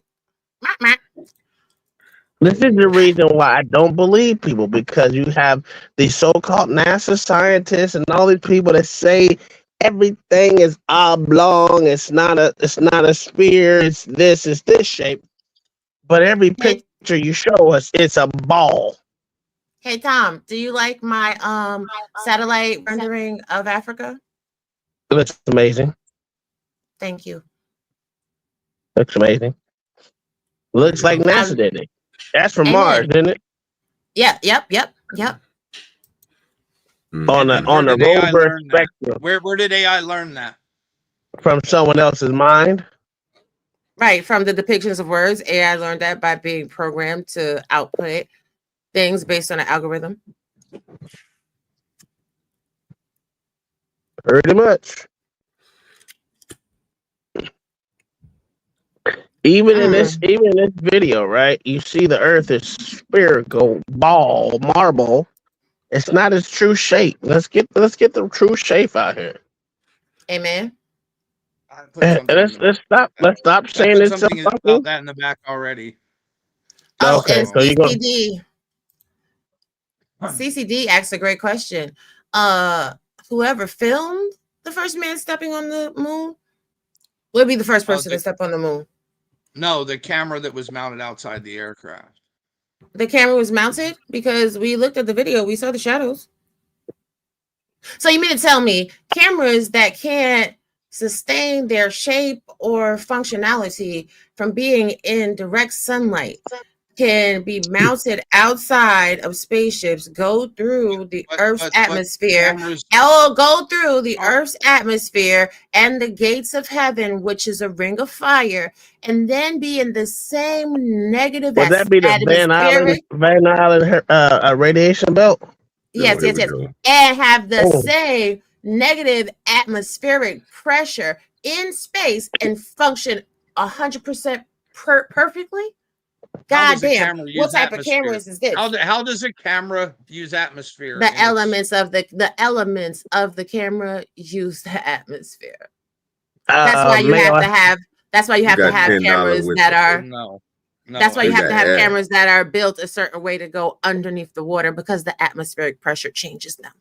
We got LA with the $10 super chat. Appreciate you, brother. Little Spoon better worry about the boat going off the side of that flat earth. We don't have to worry about that. There's Antarctica surrounding us to keep us in. At least that's what the flat earthers say. Now, I have a question for you, Mayo. Yes. I have a quick question. Damn it, I think I lost it. Hold on, let me get it back. So, it's been proven by a lot of people, NASA trained scientists, that the Van Allen belt is much hotter than anything that we have ever encountered here on Earth. How can they? Hotter. What is the temperature of the Van Allen belt? I don't fucking know. This is what they said, because it goes through. I mean, I got a video for it if you want to, because these are NASA scientists talking, not me. I'm not a scientist like that. Well, NASA is. Well, the radiation from them, right? It'll be. How can you prepare for something that you've never been through? Tom, I have an answer for you. Mm-hmm. Since Mayo wanted to know the temperature of the Van Allen belts, they're 20,000 degrees Kelvin, which is like 35,000 degrees at Fahrenheit. Oops. Oh, that's melting most shit that they come across. And does the Van Allen belt encompass the entire Earth? No. Oh it's no, in Mayo. donut shape. It just encompasses one little space. That it's just that one little space that holds the atmosphere together. Mm-hmm. It's like a Band-Aid. But it has nothing to do with it. It has nothing to do with actual Earth. It has everything to do with actual space outside of Earth's atmosphere. So that's why they're saying that we never gone to the moon, because even some NASA scientists say we've never been outside the Van Allen radiation belt. No, sir. It's not. They haven't. How much you want to bet that I got multiple scientists say that? NASA scientists. Well, which I mean, hell, they do trap in. They do trap in the magnetic field of the Earth. They trap in the energetic electrons and protons. And so, I mean, hell, I guess they would have to cover the whole Earth in a level of the atmosphere. My God, today and tomorrow. Hallelujah. Because without the Van Allen belts, then gravity ceases to exist on the face of the Earth. The flat Earth, the round Earth, the oblong Earth, the spheroid Earth, whatever shape you want to believe the Earth is. Without that belt, we're all free falling. Bring up the picture I just put of the Van Allen belt. They're two donut shaped fucking. Go ahead. Now, what we're gonna ask me about scientists, Mayo? I'm doing it now, Mayo. Just give me a second. Putting all that to the side. Oh, I'm just up here irritating Mayo today. This is fun. Why do you want to irritate this white man? Leave this poor white man alone. Oh, because he just made the assumption that everybody's stupid. No, I made the observation. It's different. No, you made the assumption. Because people don't believe like you doesn't mean that they're stupid. That means that they have a different frame of reference. And everybody's frame of reference can be viable, because none of us are God and none of us have actually been to outer space. So you can neither prove nor disprove your theories. Oh, so you're a Tom. If you've never done it, you can't prove it. They can't prove it. They didn't prove it.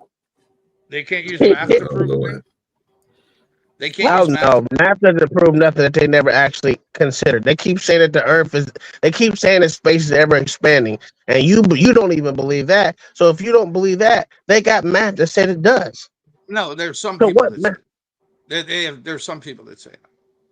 Okay, what's this red thing above the Earth on the outside of this line? Is that supposed to be the sun? Yes, sir. Okay. Yes. Okay. Can you control How can you roll? possibly get through the Van Allen belt? Listen, do you want me How can to you put possibly video? get through the Van Allen belt? They haven't. So, Do you want Wait. NASA's? Okay, Lord so the Jesus. question, my fault. So the question I got for you is on this verse. So if this is the belt or whatever, so you mean to tell me they basically got to launch from Antarctica or somewhere above Canada to go up without getting in this, right? No, sir. They can simply fly in that distance. yes, because we're talking about 35,000 degrees Fahrenheit. Of course, there is no residual carryover heat in between that little itty bitty tiny space of the gates of heaven. Yes. It absolutely. You guys have cooked on your stove every day. Your stove sits in one area of your house. When you put that stove on, the whole kitchen is very much warm. And a lot of things that are in proximity to the stove cannot be touched, even though the heating element is buried firmly and deeply in the base of the oven. If you touch the top of the oven, you still gonna catch the residual carryover heat. It doesn't work the same for the Van If you Allen put belt a stove. belt on something, do you surround it? If you put a belt How on far something, go ahead, Tom. How far I'm these not. belts? How far these Van Allen belts go in the outer space, sir? I'm quite Which sure one? they said Which one? it doesn't matter. Yes, it I does. just need you to tell me how far does the Van It's on the Allen belt? screen, sir. You can read it. I It's on the can't screen. see it. I can't see it. God That's why I damn it. said, could someone roll? Goddamn, my fault, man. Shit, goddamn, Tom. Shit. I'm not harassing you. I'm just, No, I was on the wrong page. I'm over here zooming in and shit, nigga, and I'm realizing I'm zooming in on StreamYard, nigga, not the damn picture. Fucking with your ass. God damn it. it doesn't get any bigger. It doesn't get any bigger. Okay, it's the biggest gonna No, get right there. some of them do, some of them don't. So that picture is not gonna get bigger. It's all right. It's no biggie. I mean, I get it. Okay. We're trying to say which belt we're talking about. All of them. What is the furthest belt that we Every have to go last through? one. Because here's the problem that I'm having with this, Mayo, is we don't launch for any of the poles, and they say that they're weaker at the poles. That's cool. That's fine. But we launch from fucking Cape Canaveral, Houston, California. I think there's 2 other places. Can't even fucking remember. But at this point, we don't fucking go towards the poles. We're not going as far as poles as we think, because when that rocket comes off, right, it lands in the ocean where Florida is. It don't land nowhere near Antarctica. It doesn't land nowhere near what the hell, the fucking North Pole. It doesn't land there. It lands literally where it fell off at, which is over Florida, so in the oceans near Florida. So that whole theory of this is where they launched, that doesn't mean shit, man. And then when we look at this perfect spherical oblong whatever that the earth is, right? The sun literally heats up the surface from millions and millions and megatrillion miles away. So you mean to tell me the Van Allen belts, they just gonna stop being hot just in that one little space? Have you ever been to a volcano? Have you used radiant heating within your home? Because this is radiation. Radiation heat don't have no damn wall where it stops radiating. Chestnuts roasting off an open fire. The fire can be 20 feet from you and you're still feeling the heat. What the fuck are we talking about?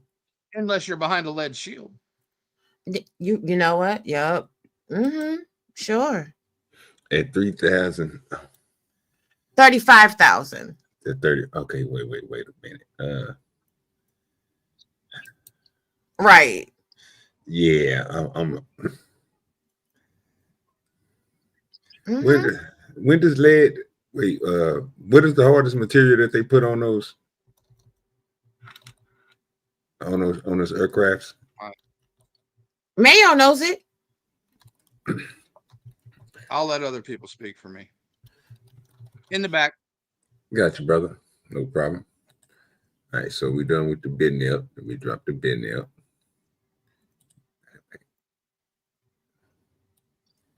Uh-oh. Not aluminum. Shut up, Shannon.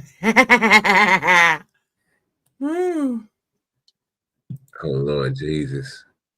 It's from everybody's favorite TikTok. Not Lord, TikTok as your source. Lord, Jesus Christ. nigga, this is gonna be crazy too. The first person I seen her, I thought that was Pearly. I was about to say, God damn. No. Lord, I didn't know who this was. I ain't. She looks Lord, very dude. pearly though, don't she? She do though. Yeah, I was looking at her like, God damn. Oh Lord. All right, here we go. This is proof that nobody ever went to the moon. Here we go again. To travel to the moon, astronauts would have had to pass through the Van Allen belts. Correct. The Van Allen belt is a zone of charged particles around Earth. Yep. Well, the Van Allen belt can get up to 20,000 degrees Kelvin, which is like 35,000 degrees Fahrenheit. Well, sure, particles in the belt could reach that high, but the entire belt wouldn't necessarily be that temperature. The Apollo spacecraft was protected by aluminum, which has a melting point of less than 2,000 degrees Fahrenheit, so if it went to the moon, it would have literally melted on the way there. Well, it depends on where in the spacecraft. The heat shield was very complex with many layers and many different materials, so this wasn't just aluminum foil wrapped around the spacecraft. So, space is still pretty much a vacuum, so even though some particles might reach an energy, a heat of 20,000 Kelvin, and that is the extreme for the belt, there aren't actually a ton of particles. What I'm saying is, while these tiny particles might be very hot, the spacecraft did not encounter them all that often, but it still traveled through those temperatures. Not really. Again, you're using the really bad extremes, and also, the Van Allen belt is a belt. You can go around the really bad parts. This is the path the Apollo astronauts took, so while they did still go through it, they avoided the really bad parts, and they were going extremely fast, so they were there for like an hour. And what about the radiation? You're saying those astronauts were totally fine? Oh, the astronauts were definitely still exposed to radiation. All astronauts in space are. It's a risk of the job. But the spacecraft did do a pretty good job at shielding them from radiation. The highest amount of radiation any astronaut on an Apollo mission received was on Apollo 14, and it was about equivalent to the amount you would get from a full-body CT scan. But still, NASA is working to make it even safer now. That is so ridiculous. Okay. First of all, let me take this back real quick. I just got a crazy ass question. Just a crazy the ass really question. bad extremes, and also the Van Allen belt is a belt part, parts, and they were going okay, extreme. Here we go. This right here. Why the fuck? Why do they even show this type of shit? So basically, it's a space. If I'm correct, on the upper side and the downside over. Why they going through here when they don't have to? Because we're on a spinning ball sphere. They're eventually going to have to go through it because it spins so fast. Sir, but sir, we in an aircraft, sir, that you can fly in any direction that you want to fly in. Why would you go through it in that point? No, that's not how that works. Oh my God. Can't stand time. No, you can't steer a rocket. Yeah, you just can't steer a rocket. Can you share my screen? As fast as you want. Wait a minute. Nigga, you can't do what? I got you. He's trying to be facetious. So this is from phys.org. This is from May 27th, 2020. Scientists developed the most heat-resistant material ever created. The team of Mrs. Center for Constructional Ceramic Materials. A group of scientists from Mrs. developed a ceramic material with the highest melting point among currently known compounds.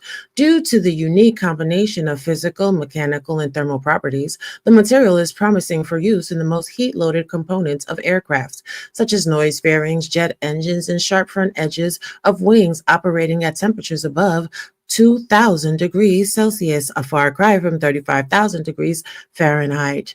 The results are published in Ceramics Internationals. Many leading space agencies, NASA, ESA, as well as agencies of Japan, China, and India, are actively developing reusable space planes, which will significantly reduce the cost of delivering people and cargo to orbit, as well as reduce the time intervals between flights.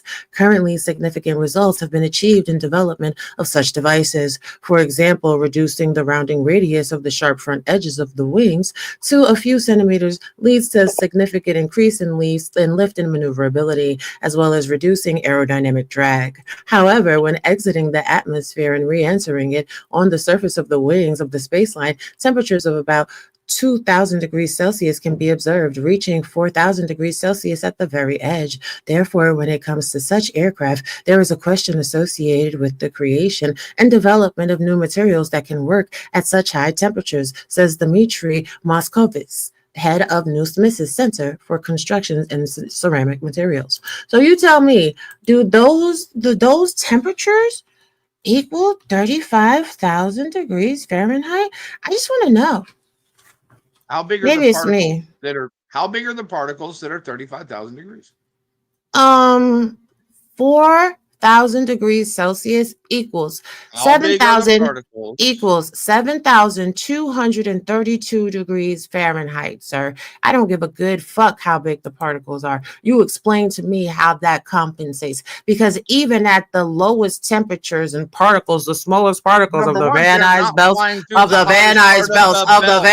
belts, the temperatures would still exceed 7,232 degrees Fahrenheit. Bring that Come on, map back. scientists. Come on, Bring that scientists. map back, OG. Come on, Bring that map back. scientists. Come on, Bring that scientists. map back, OG. With the belt. No, from the video, sir. You got it. You talking about old girl from TikTok? Yes, sir. Hold on, sis. We're using TikToks. Fuck that. Fuck mail. You put your evidence forward. Now, give me a second. I got my 2 links in the back from my guess what? Sir, I got you, Tom. Just god damn it, Tom. Just give me a second. You can pick whatever one you fucking want. It's either 1 or 2, but play them both. They quick. They like 60 something seconds. I seen them, so I got them already over here to the side, loaded up. Yeah. Stuff. Give me a second, real quick, brother. Give me a second. Matter of fact, I'm gonna give you play the second one first, please. God damn it, this dude here. I got you, Tom. The other one from Facebook, This coming from NASA. Hold on. Okay, this is one Mayo wanted to see with the belt and everything. Go ahead.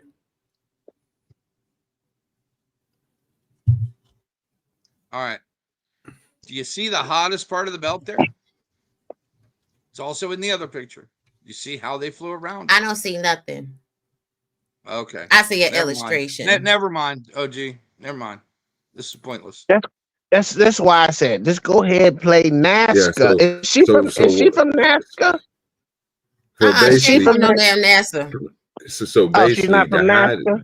The hardest part of this whole belt is the inner zone. It's the inner belt. From the other picture, it was one piece that wrapped around, which was the hottest. And then it's its own belt, and then it's a surrounding belt on the outside of that that's way larger. That's what was shown in the first picture, and you can see on here they still showing the same thing. This is a side cutaway of that. Yeah, a 2D version of that. So they showing the hottest part is real close. That's to amazing.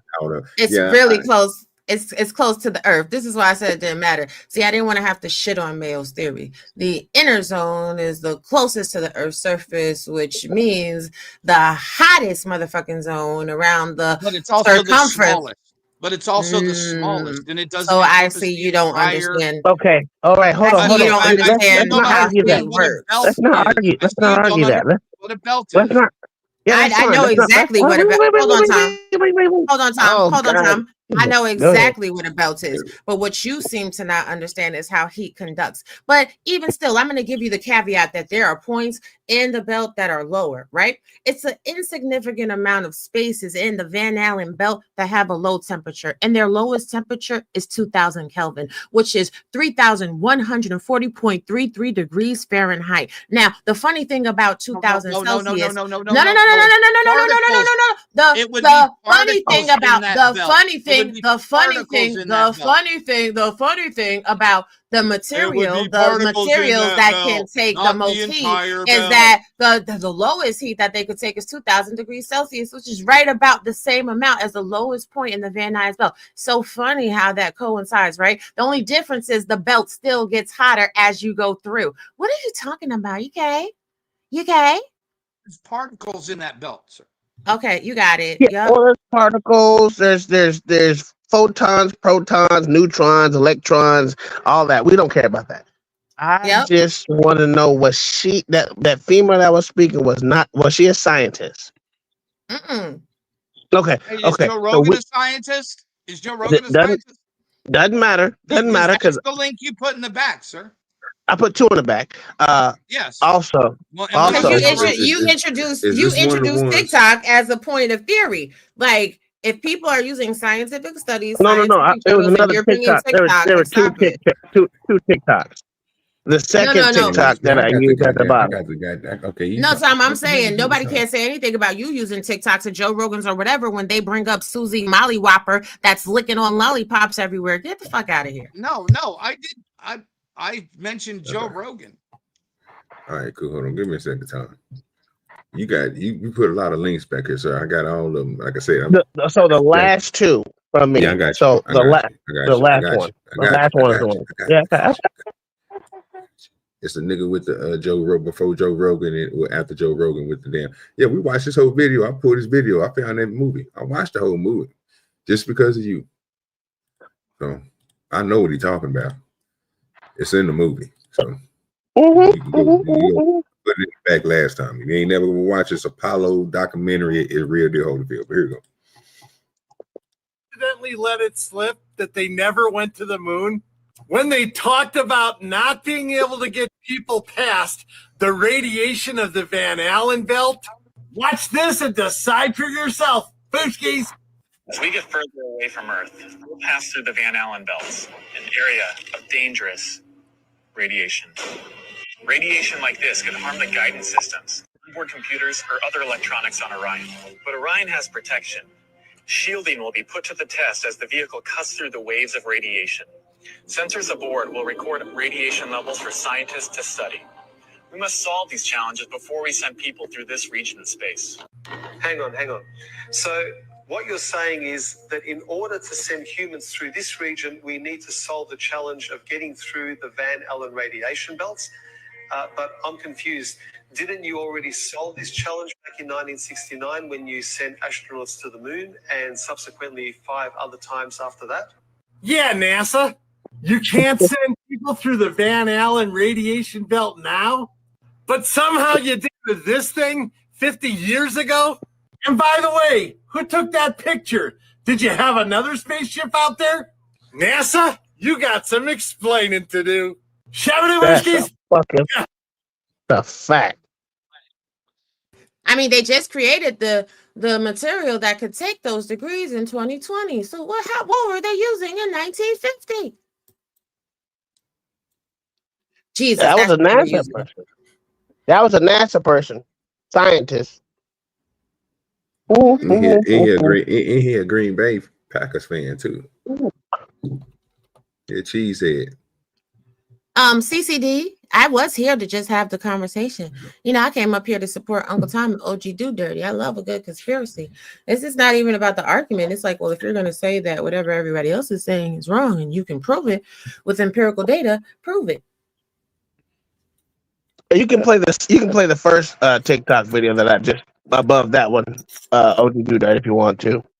All right. Because now we're going to have a scientist not talk. It's not a non-scientist talk about it. Which only makes sense to me, but I don't know.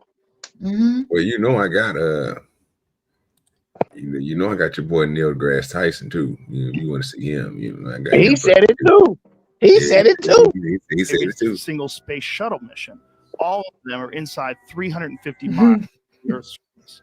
The only time human beings have ever been past that and through the Van Allen radiation belts was the Apollo missions.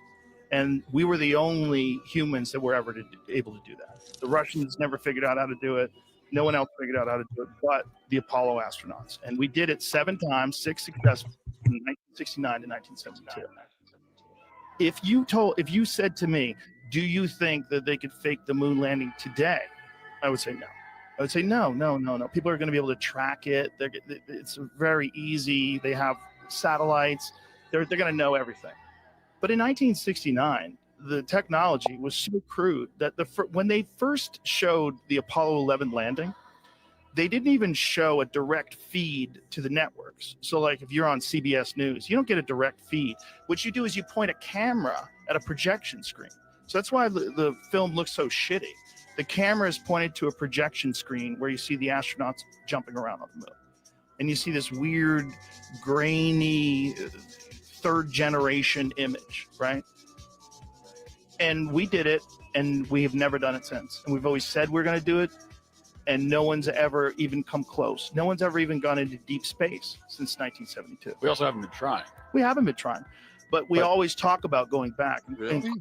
Herbert Walker Bush talked about going back. George W. talked about going back. They all talk about going back, but nobody ever gets anywhere. Well, I think that's because we lost the spirit and hunger for discovery. We didn't just lose that. We lost all the technology from the Saturn V rocket. They don't even have that anymore. In fact, they don't even have the original film. They erased all the original footage of the Apollo missions. So you just have copies of everything. You could develop the technology again. You can do all that. Sure you could. If you can get through the Van Allen radiation belts into deep space with human beings and have them safely come back. Nigga. I don't even know what the hell going on. Get that up there. Yes, sir. Can you continue with the first video, sir, that showed the angle of Earth? What's that? Going back to it now. I just got to remember the name. Oh gosh, now this is gonna be a video off, huh? That we're doing? We're video offing? No, sir. No, sir. It's where we started. Oh, okay. Oh, okay. I don't fucking know. I don't fucking know, man. I don't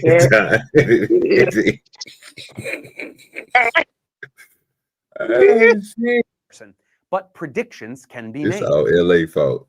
In 2017, a total solar eclipse occurred over the United States. Using a modern understanding of astronomy, we can do math to predict any such event, like eclipses, the return of Halley's Comet, or anything else.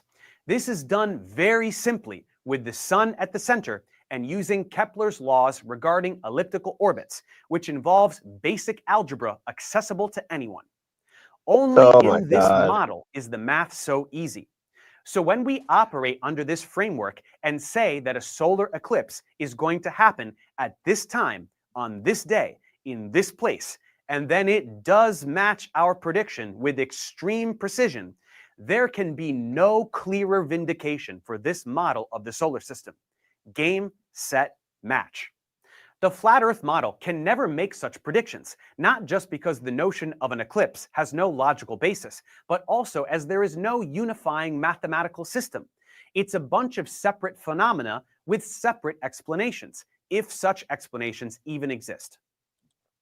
It doesn't end there. The flat Earth model has a huge laundry list of other things to explain besides what we have mentioned so far. Everything we see in space is a sphere. Why is Earth the only thing that isn't? Things fall to the Earth because of gravity, which attracts things to Earth's center of mass. If Earth is not a sphere, why do things fall to the Earth? What is gravity? The implications run so much deeper than just what rotates around what. Ad hoc solutions are offered, like the idea that the flat Earth is accelerating upwards. Right. Cut the shit. Cut the shit. Before Raji start, you play Raji because mine is like a minute long. Can you play that TikTok video of my boy. I'm about to fuck Mayo's head up real quick. It's fun. Hey, here we go. Let me put this to the side. Oh Lord Jesus, he went about Neil deGrasse Tyson. Lord Jesus. All right. Just because I love you. Just because I love you. I was gonna put it out there like that. When Neil deGrasse Tyson tell you what the damn herb look like, everything that people keep saying about a sphere, they're all liars. All right, here we go. Neil deGrasse Tyson. Fire alert, pants on fire. Oh. So you want to find the farthest point from that center. And it turns out sea level at the equator is farther away from the center of the Earth than sea level near the poles. It has nothing to do with Damn. melting of the ice caps. Why is that? Because Earth, we know it spins once a day. Yes, thank you. 3 people know how long a day lasts here. Good for row number 2. They're off to a great start. So you spin, when you spin pizza dough, it kind of flattens out. It gets wider in the middle. And so Earth, throughout its life, it was spinning, and it got a little wider at the equator than it does at the poles. So it's not actually a sphere. It's oblate. And officially it's an oblate spheroid.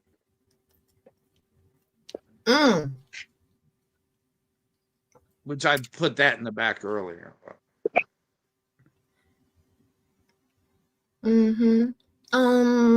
Do dirty. Could you share my screen for one moment? Okay, that's it. That's all we need to see on Yeah, you can go by. I just want people to stop lying. Gotcha. I literally posted that picture Now, earlier. flat earthers worldwide. This is ancient text of the firmament. Not right? Not G-O-D at the time.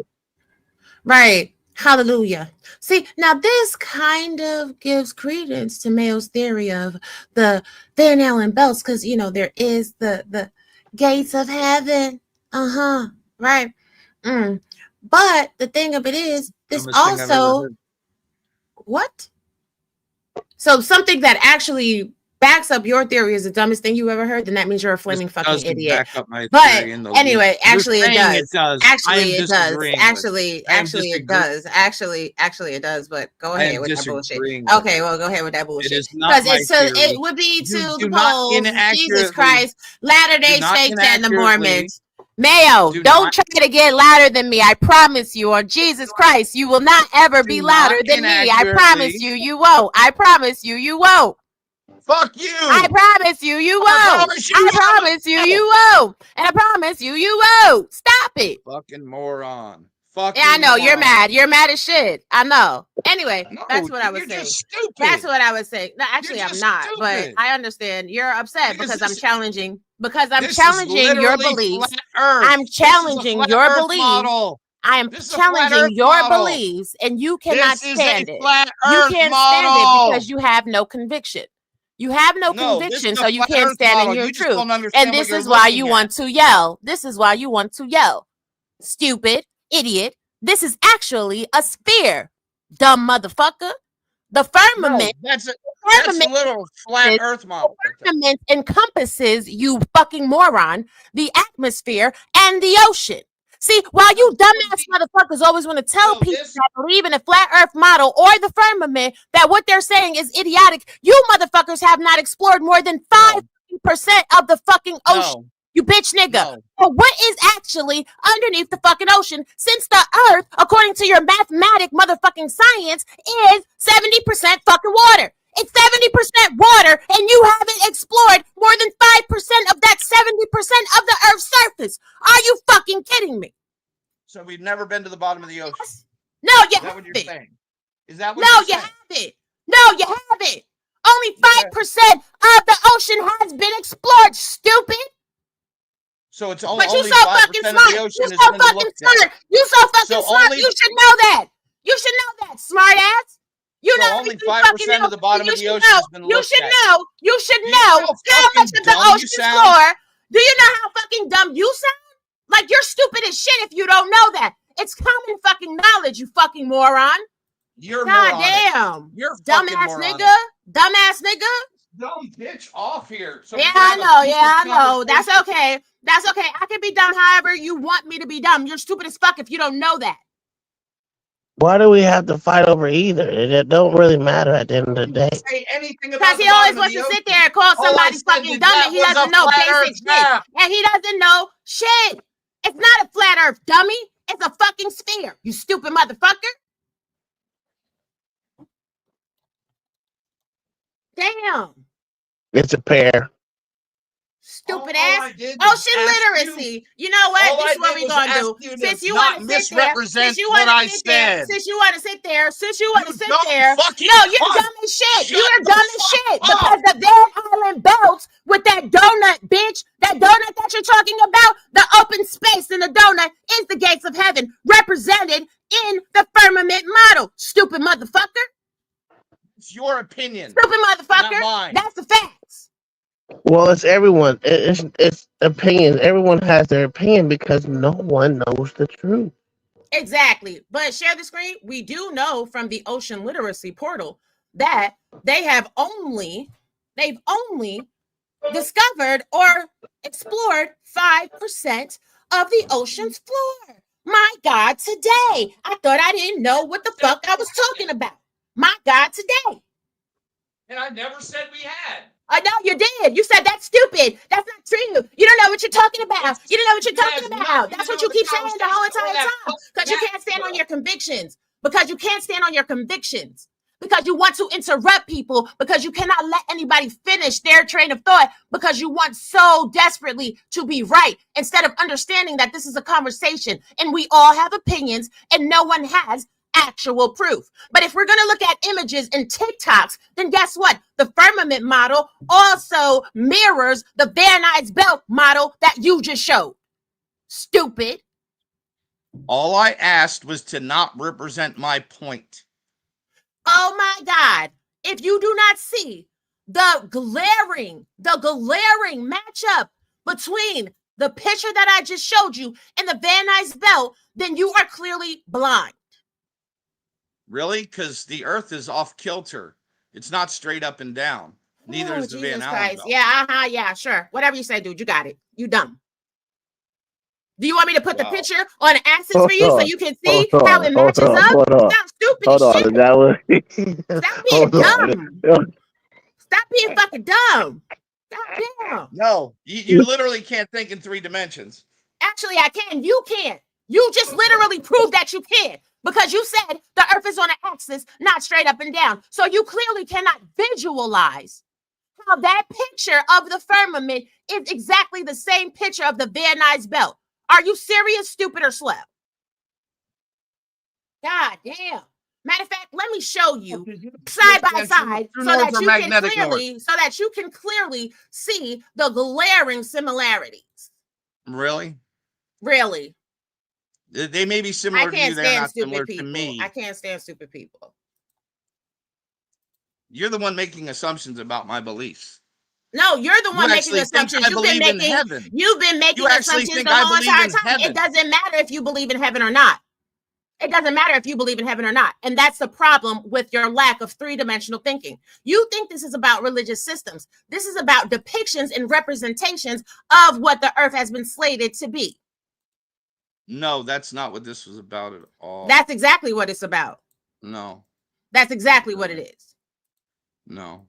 Because that's what you want to do. You want to use pictures and images to shore up your point. But when someone else uses a picture or an image, then you want to have a problem. It makes no sense. No, you were misrepresenting okay, whatever. My position. I wasn't misrepresenting anything. I wasn't misrepresenting anything. Yes, and I'm going to show you.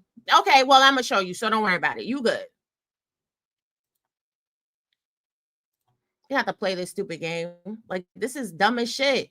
Like, I can't stand people that are summarily ridiculous. I said something that I didn't say. Yeah, sure. Anyway, I didn't say that you said anything. I said this backs up the point that you were making about the Van Allen belts. But you're so busy trying to be right that you can't even listen. So anyway, Do Dirty, can you share the screen? No, that doesn't. Do Dirty, can you share? I'm talking to Do Dirty. I'm not talking to you. So anyway, You see how right here they have the gates of heaven, right? It's very similar. It's almost the same exact thing as the center of the donut of the Van Allen belt. The point that I was making. Damn, see how that works? Or do you need me to put it on the axis so that you can understand further? Okay.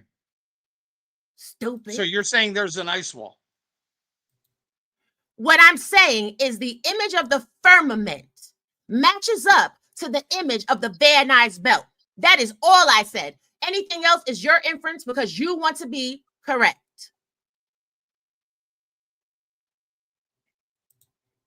No, that map doesn't represent anything that I said. Okay, well, whatever I'm you sorry. say, sir. Whatever you say, sir. It doesn't. It actually is the same thing, but whatever you say. No, it's not. Actually. Okay, whatever you say. Because the Earth Okay, isn't so tilted whatever on you its say, you axis got it. around, Whatever you say, you got it. around the Whatever sun, you say, right? you got it. The fact that you keep trying to talk, and I said that you got it, it just shows that you want to prove that what you're saying is right. I could give a shit what you believe in. Can I say something real quick? OG, I just put a new TikTok in the back. Can we play that? It has nothing to do with anything, but it has everything to do with being swallowed up. Oh, nasty. By Neil deGrasse. Neil deGrasse has been swallowed up, and he wants to be returned to being swallowed. And yes, I'm supposed to be rowing a boat to the ice wall. Yes, let's go. Since we believe in the Again, ice world. I want to see it.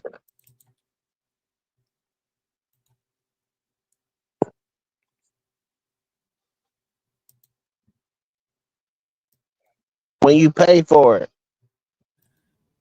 Okay, he said when you pay for it. I ain't even got to say it. You got to pay for it, sir. You want to know you going to the ice. He said when you pay for it. I didn't even get a chance to get it out, but sir, there you go. All right, let's see what Neil had to say. I die, I want to be buried so that my body can be consumed by flora and fauna, just as I had consumed them, thereby returning the energy content of my body back into the ecosystem. Now, if you want instead to be cremated, something different happens to the energy content of your body. When you're cremated, these large molecules of your body break apart and release energy, heating the air in the chimney of the smokestack of the crematorium. That air gets heated and radiates infrared light into space forever at the speed of light. So in that way, all the energy that you once were is handed out to the greater universe rather than kept here on Earth. That makes sense. All I wanted to hear, but they don't do that no more though, Tom. Yes, they do. All I wanted y'all to know is that when you get buried, you're going to be consumed by flora. Oh Lord. That was it. That's what he said. This nigga is crazy. He wants to be consumed by flora. I said, oh shit, let me put that on there. God damn, I didn't know flora was out there swallowing people up. Yeah, I mean. God damn, Tom. What are we doing here, sir? You so stupid. I can't. This nigga here, bro, is making this nigga Tom is crazy. Y'all done arguing about this. These white people got y'all all mad. I know Mayo is very much mad. He should stop that. No, I'm not talking about Mayo because Mayo is white.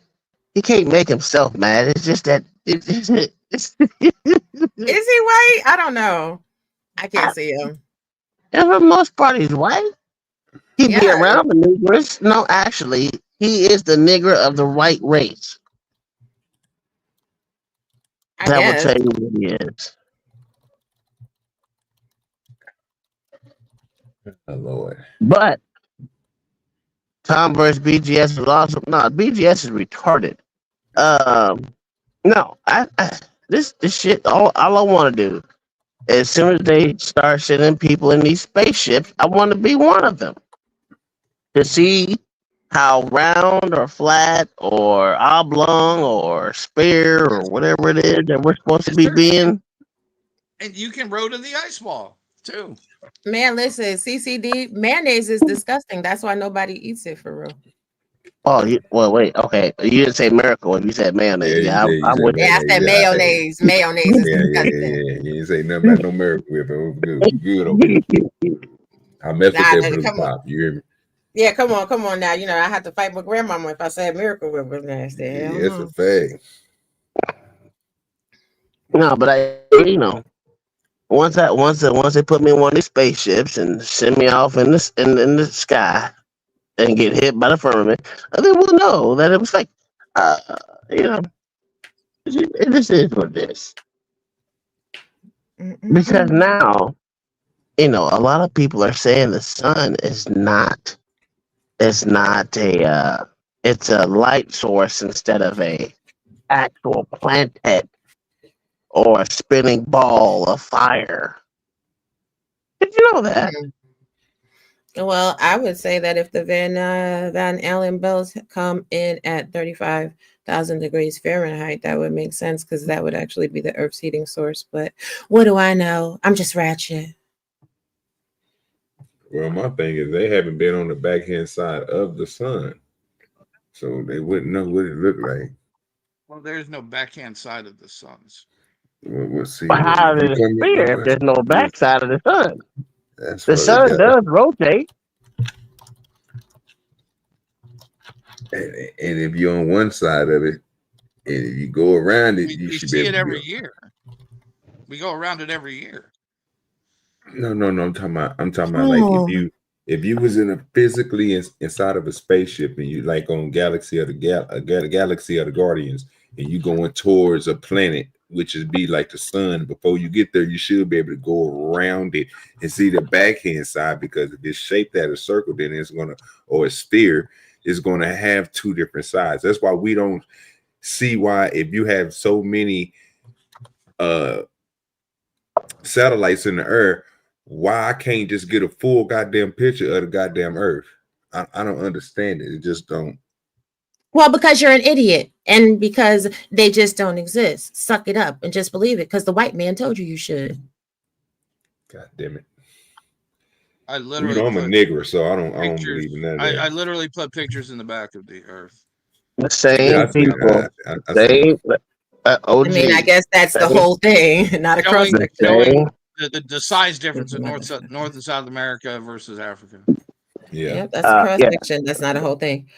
The same people that tell us lies all the time is one of the same entities, a part of the same entity that we're supposed to believe everything. So if somebody lies to you, everything they say is a lie. Everything they say is a lie, yeah. When you make one lie, the rest of it is lies too.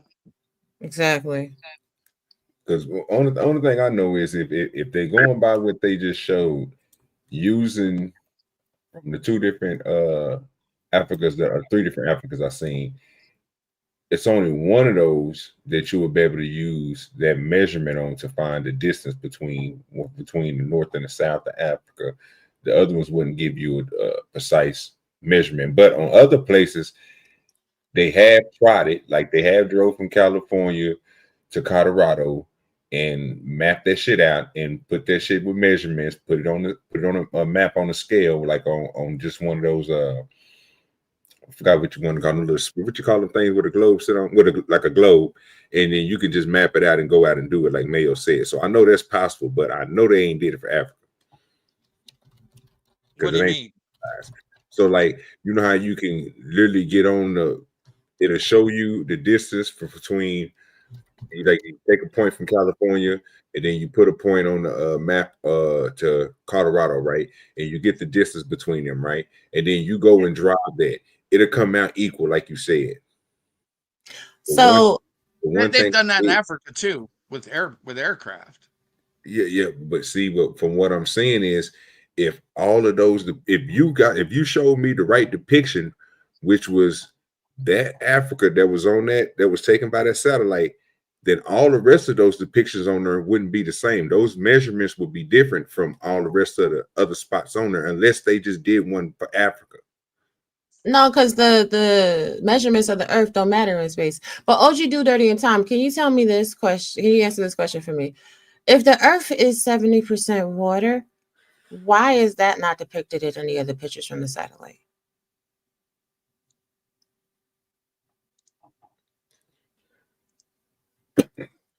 My bad. 71%. They're talking. That I don't know. That doesn't make any sense to me. But I did throw another video in the back, OG. You can bring it up anytime you want. You know, it's a good video. It's just size comparisons. And if we have, I got you. I'm about to pull it up for you, Tom. If we, I'm gonna say this to you, Raw. I Okay. haven't been across seas or anything. Only person that can tell you something about that is Spoon. He on that big old boat. He could tell you about that water, and I couldn't tell you about it. And I just told I him. will say this. Like I said before, I haven't seen curvature yet. I'm on those creeks and rivers. No, you've seen it. You've seen it in the oblate sphere. You've seen it. Nah, I ain't seen it yet. But Yeah, I would put a just like picture to. in the back of He Earth put a too. picture. He put a picture, Of the- so it exists. All right. It's the Pacific Ocean from space. All right. All So right. this is what Spoon dropped us in the back. You know what? I'm gonna drop us down, bro, so we can get a better view of it. I don't want it to look like on here. Oh, look at that. Let me take this cash app. Hey, appreciate everybody who went here, man. Hit the cash app, hit the super chat, support the stream, man. We appreciate y'all being here. I'm about to take this banner down so we can show ourselves at the bottom, so we can enjoy this stuff that you about. Okay, here we go. Now, okay, go ahead, Tom. if we're on a spinning globe shape, whatever, woo woo woo, in Africa, we can fit the United States, India, and all the rest of Europe, all pretty much on this one continent. How the fuck can you say any picture that they actually taken from satellites looking down on the fucking globe is anywhere true? Because they took he has a picture of it. They took a picture of it, so it's true. That's crazy. All them goddamn content fit inside that video. Yeah. No, because they took a picture of it, so it's right and exact because there's a picture. But if that's that's what I was saying. If that goes back to my point. If that's the scale, and just say if you was using this scale and those United States and all the rest of those continents wasn't on there, you move those off there and you just got Africa sitting right there, then that scale would be, if you're using the same measurements all around to find different spaces, different measurements between different states or whatever, different places in these different continents, then you will be able to use that for Africa, right? But I don't think it'll work like that because they're making Africa smaller. So there'll have to be a different measurement for Africa and then a different measurement for each one that they show you. It wouldn't be the same all over, because the same all over would give you this. When you can set the United States inside of Africa and other places inside of there too. That motherfucker, yeah, that's crazy. Which means that the pictures that they're showing you, right, where they're showing you a whole continent and it's taking up the whole surface of whatever it is that they want to show you and they want to make you believe, that clearly it's a lie. Well, they can make it true only if they're showing Africa. And any other size landmass would be so minuscule in the water, not minuscule, but way smaller than Africa itself, that it couldn't make their globe model fucking work. Because the landmass that they show us with the United States and all that, it's very visual and you can see it, it pops out and stands out. But if we can fit everything, all this shit inside Africa, that globe model that they show us, and with how big Earth is and how supposedly zoomed in or not zoomed in or whatever the fuck it is, when it goes around, they have a little ticker of showing everything. It just doesn't make sense. Because it's a lie. And even though they have an image, it's just a flaming lie. The images they're showing are created. They are not actual photographs. They're not actual satellite captures. You can put a label on anything. It doesn't mean it's the truth. Absolutely. And that's why I just don't, that's why I don't believe everything. When you tell me you have to put 1 and 2 and 3 pictures together to make this one, it just, no. And then when you say we've got spaceship, not spaceship, satellites out there so far to take the picture of everything, but it shows we can see Earth, we can see goddamn the United States and all that shit. It's just not fallible, and it's just fake. Exactly. So if you're talking about a specific type of map, I put that in the back too. Yeah, I got it back here. I just pulled both of yours up in the back so I can just click on them. It don't have to take me that long to get them. So let me play this for Thomas. I was done with this. You can take it off. Okay, You can take it off. Thank you, sir. Oh, no problem. I thought you wanted me to play it. All right, so let me pull up Mayo's since we at the bottom. I don't want it to look too crazy. All right, I'm gonna pull up the first one, Mayo. And that's that one. Go ahead. Yeah, that's the Pacific Ocean. Oh, there's no clouds. Miraculously, the atmosphere disappeared. See them. You can actually see them. So again, comparative to the pictures that you showed earlier, where they were zoomed in on continents and land masses, right? Because you can see on that picture that they've sketched out where some land masses are. Right. It's not a real picture. Where is the atmosphere? The atmosphere still exists even when you cannot see the continent, because all the other pictures that they show where they're showing the water, there are cloud coverage on it. So is there cloud coverage everywhere in the world at the same time? Yes, there's always clouds. And there's clouds in this picture. There are. So you mean to tell me that all the clouds are what? On the other side of this picture? No, they're in the middle. They're in the middle where? Really? You can't see those light spots? The couple of little airbrush strokes they put in there to make you believe that that's cloud coverage? Not airbrush strokes. Okay. So when you're flying in a plane, right?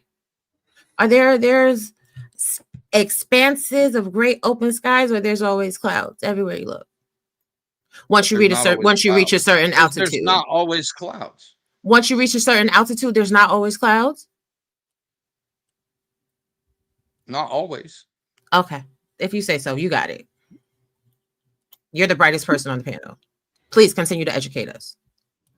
You don't see clouds in this picture? I said what I said. I don't believe in keep repeating myself. There's like a few sprays. That's not clouds. That's not atmosphere. Okay. Now this one right here is 7,600 7,567 miles, 0.76 miles. And that's where they is. So that's not even nowhere close to the moon. It's 1.6 to get to the moon. So what part would they be in? It's 75,000. Well, 7,500 miles in Earth. Where would they be at? Everybody know? As far as the atmosphere goes? As far as the atmosphere goes? Yeah, or like, well, what? See, this is where I'm getting lost at, because they give you certain distance between certain places. So I'm trying to figure out. I know you ain't nowhere near half to get in between her and the moon. So how far would that be from Earth? And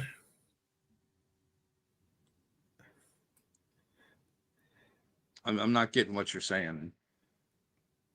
They said from the Earth to the moon is 1.6 million miles, right?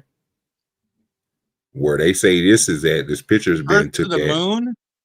From Earth to the moon is like 235,000 miles. Oh, okay, well, they said something way different.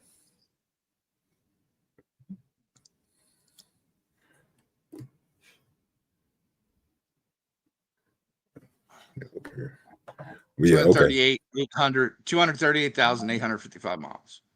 Okay, so right now they at 7,567 miles in air. What part of the atmosphere would they be in?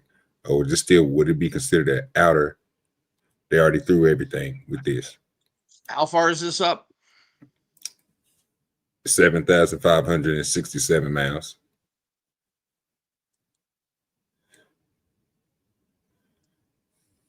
So let's say right here at the bottom of the screen, right there next to Google 2010. That would be Just want to know. I'm trying to see is it anywhere near this anything that could, because we know where space stations sit at. I think we talked about that last time. Yeah, that's only like 300 some odd miles above Earth. Mm-hmm. So this is way past the space station, right?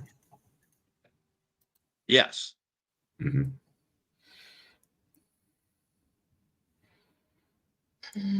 Yeah, I'm with Tom. I'm with Tom and Raw G, man. I don't see it. I'm trying to see a bigger picture, but you know, I need if you that far up in the air. Yeah. Can I zoom in on this? Well, it's not up in the air. That's actually in space. There's no clouds in space, right? Yeah, I was thinking the same thing. I mean, ain't nothing up there, but you should. What happened to all that shit they got floating up there? That shit too small to see or something? Can you share my screen, OG? Go ahead. I got you. So these are stratocumulus clouds over the Pacific Ocean from NASA.com.gov. So when we're looking at the sky from satellite images, as a matter of fact, we're just going to pull up a whole bay of images from satellite images, clouds in the sky. My God, today. Yes, There's and always. look at that one from Oh NASA. my God! Oh my God! Oh my God! Oh my God! Like I said, in these images, we always see a massive bevy of clouds, not a few little wisps. No, we don't. Not a few little wisps. Don't believe what your eyes are telling you, ladies and gentlemen. Just believe what Mayo is saying. So when they're always showing, because they're always showing images just like this one over here, right?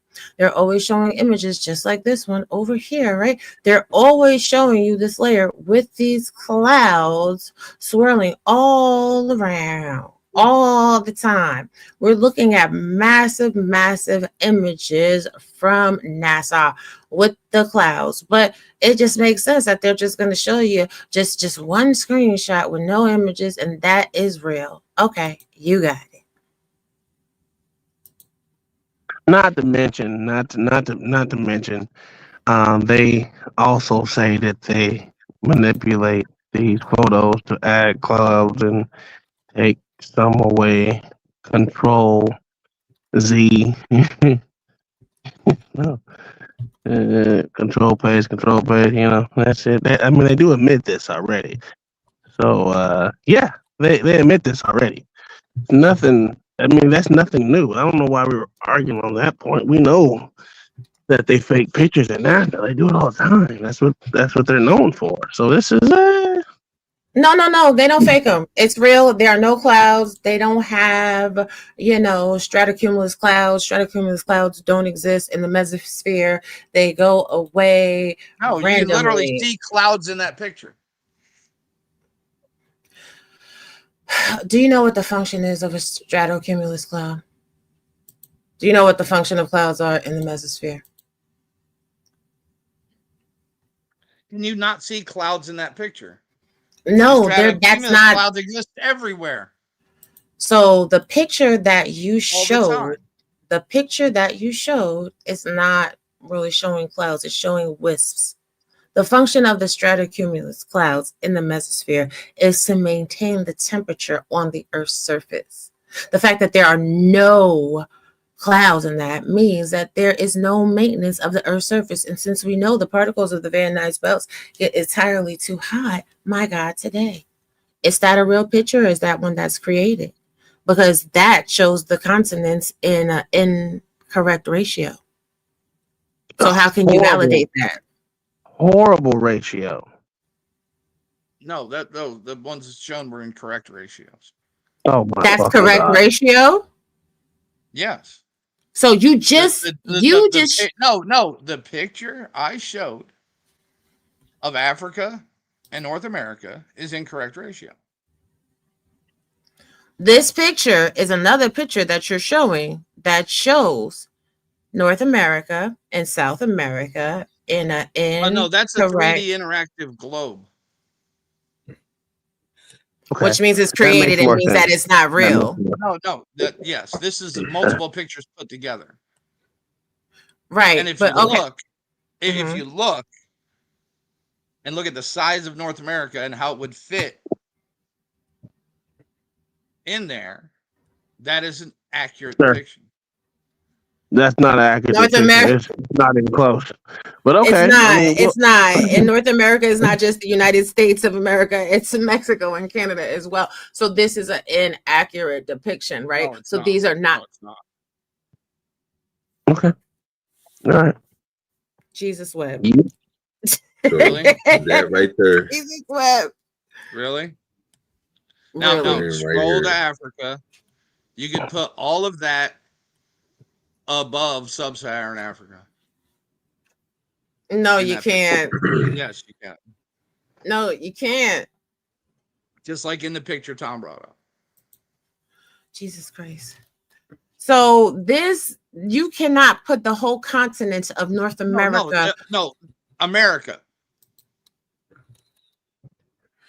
He was Sir? talking about the United No, States. He's it's talking about America this on there. United States. He's talking about Yes. United States up here to Maine, Yes. come back down to Florida to Texas and move it over. It's still, Yes. to me, I don't see the other picture seemed to kind of see. I don't know which one is correct now, because even if I put this in here, it's going to still make it seem like them other. If you try to put other ones in here, it's going to take up. The other pictures. This are is not to scale. It's not to scale.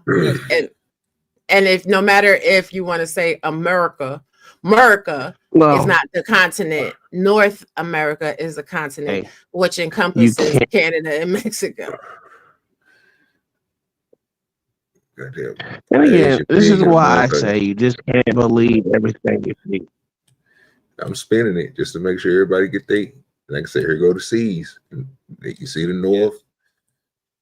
You know, you Oh, got that your must be lateral where they line. got that screen capture from a 3D image that's not actually reflective of It the was planet like, itself. this part right here was way down here. I can't get it to spin that way. It was something like that. Mm-hmm. Yeah. Exactly. That picture was from this 3D rendering. It wasn't from the Earth. It was something like that. What up, Sean? Then you got your bottom.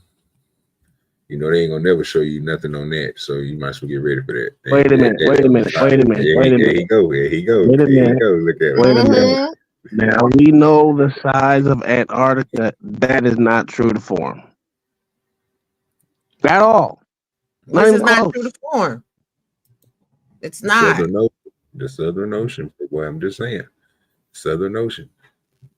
And believe in what you believe in, but when the math is not mathing and the equations don't balance, it's a fallacy. Let's swing it around. Let's go past Asia real quick. Absolutely. Antarctica is fucking huge. Wait a Where's minute. the South Pole? Well, that's why I was just looking That for was the South some Pole. reason. No, that was the South Pole. I was looking for the North Pole. Hold on real quick, because I know I'm off. Oh, you're right. You're right. You're right. Right there. It's supposed to be up here. Supposed to be That's right on Greenland. Yeah, it's supposed to be up in here. Yeah, the North Pole is actually frozen water. It's not. Then why isn't it reflective on this 3D rendering? That's a whole continent right there. That's connected. Yeah, I don't see That's it. Greenland. Mm-hmm. I'm gonna spin around, make sure I ain't tripping. Okay, look. So we go straight around. We get to this one. Okay, I see this one. Okay, we're gonna spin it back around. Same thing.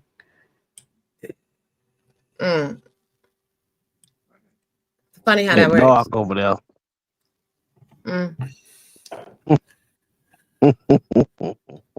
I mean, it's coldest at those points because it's the Van Allen belt donuts. So where's the snow? Where's the ice? You don't see the white there? You ain't shit. No one That even is talking about no Van Allen Greenland. belts right now. And let me That's scoot up and Greenland. That's not a North Pole. That's Greenland. Yeah, that's exactly what it is. No, don't, shh. Oh, you do dirty. Scroll in. Nothing. Scroll I'm in. just ratchet. I did. Scroll in. Does it say Greenland? Yes. Mm-hmm. So Greenland is not the North Pole. But if I bag up and then I try to go, and that's the top. If I scroll out, that'll be the top. Yeah. Yeah. This must be it right here, I guess. But it's water. So yeah, I don't see it. Yeah. Cam said this is too dumb for him. Say real quick, you know. But yet, I have an image of the North Pole. I have a picture. Let me share the screen. Hey, we ain't ganging up on the cracker. What we doing here? We have a listen. No, I have a picture. This is the North Pole. This is the North Pole. This is pictures from space of the North Pole. Why I don't see that on the 3D Earth? I'm confused. I'm trying to learn. Ask the people who made the model. Hey, Sam, we're gonna talk about how much of a Jezebel Mother Mary was. Oh, and Rosa Parks, who had a car. Why was she on the bus? These are questions that we're gonna ask. What? This nigga is crazy.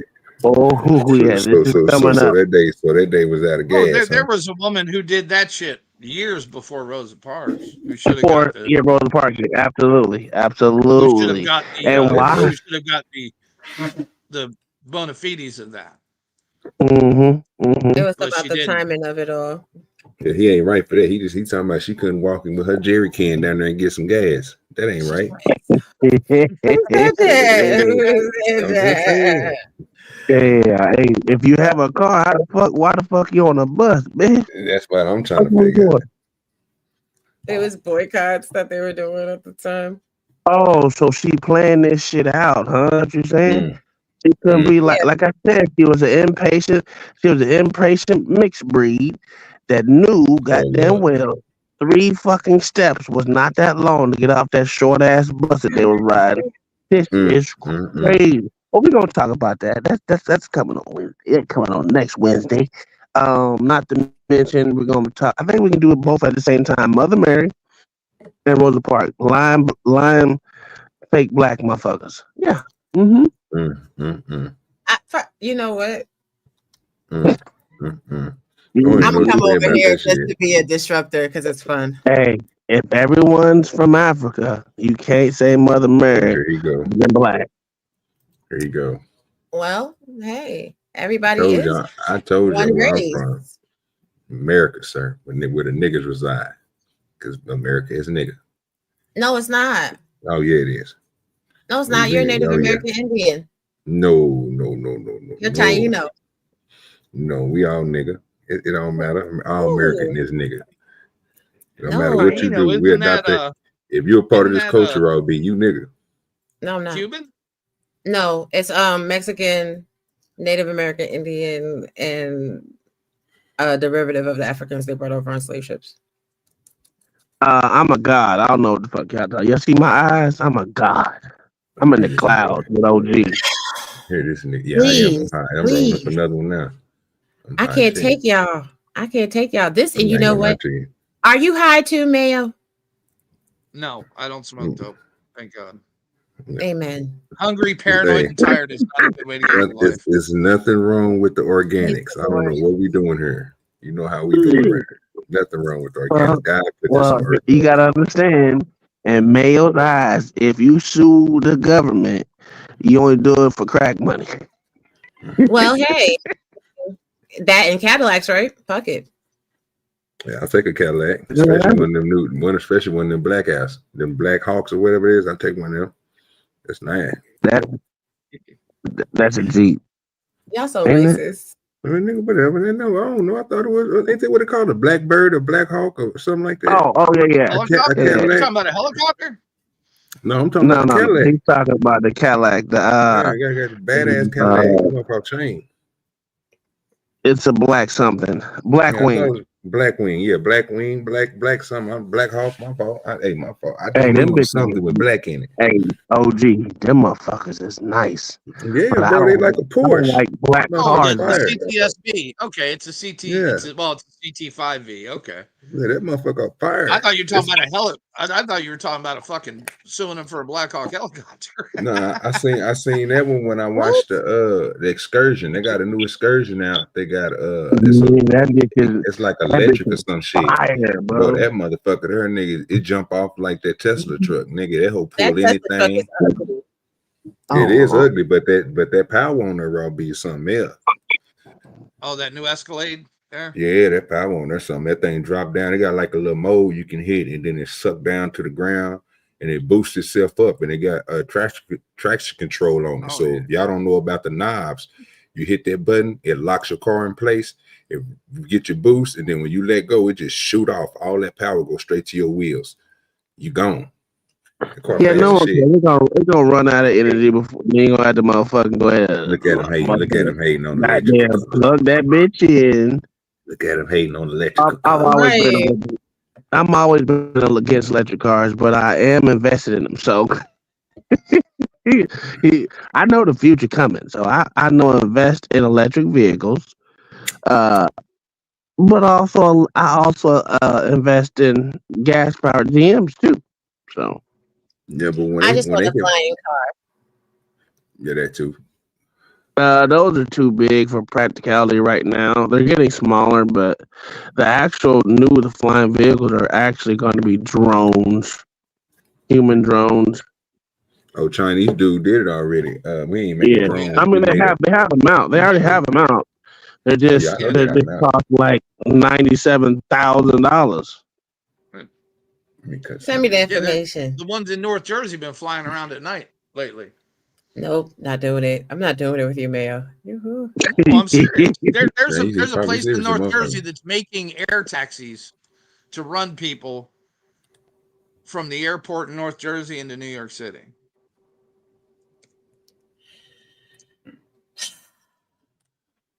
It's all going down. We're not gonna make it. It's gonna be.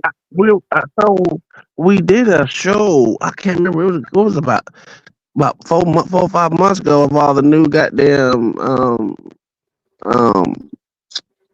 flying cars. We did a show on it. Well, I'm not gonna put y'all on a flying car. I'll start y'all off something small. Like I said, you know how my ass is. I'll be sitting over here smoking, looking at niggas build shit and shit like that, and shit I can do right here on the farm. But I seen this crazy ass shit, 4 propellers, with a lot of smart cutting with specific homemade tools would get you something like this, which would be kind of in the future, a little bit more craft to it. Would put a raw G and Tom on it and Mayo on it. You got an aircraft that can hover and do some more shit. Let me show you what I mean.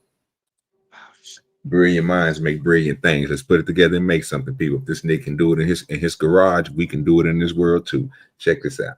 So this is something that's floating on top of. He cut everything out himself. He put everything together, little pipes and shit, and everything else. Look at it. With a controller.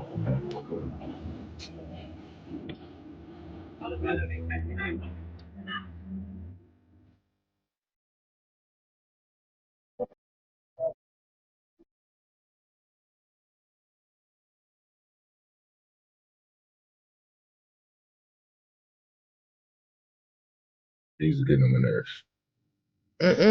That's the best song ever. First off, he real skinny, and I'm a fat nigga. That shit ain't gonna work for me. I get it, but if you have some stronger propellers, it can get you up there.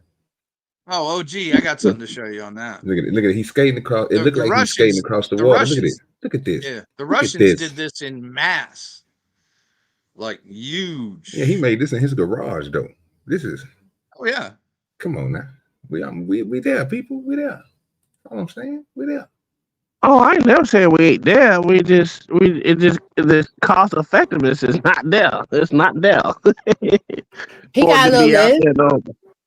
Yeah, he got a little lift on it. You know what I'm saying? He do a little something. I mean, he ain't everywhere. You know what I mean?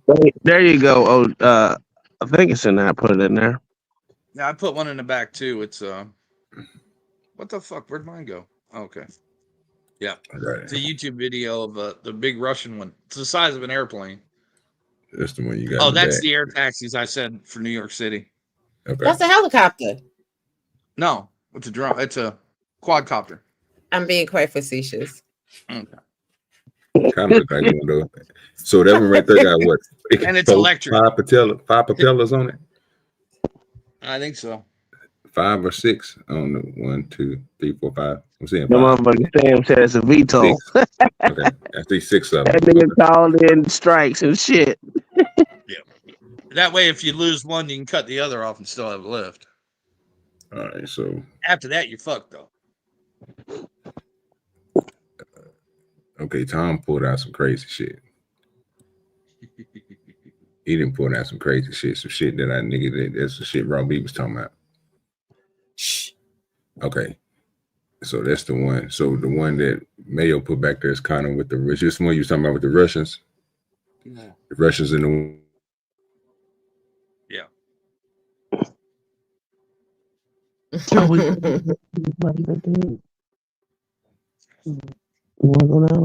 Russians with the wings starting off like the Chinese dude did. You know what I'm saying? With the one, I don't want to hurt. I don't know what they saying. I don't.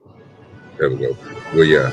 Its designers believe the Akranoplan, a low-flying ground effect craft, could ultimately replace cargo ships and ferries. That's nice. But see, that's a lot of money. Well, he made his shit.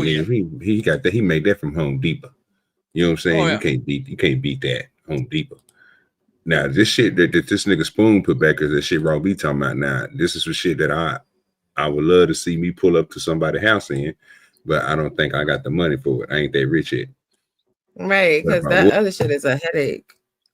This shit here is crazy. Like, I don't even, it look like, I don't even know what this look like. It just look amazing. Oh, that's sexy. That shit right there. That, yes. Go back. Gotta go back. Gotta go back. That shit, they're crazy.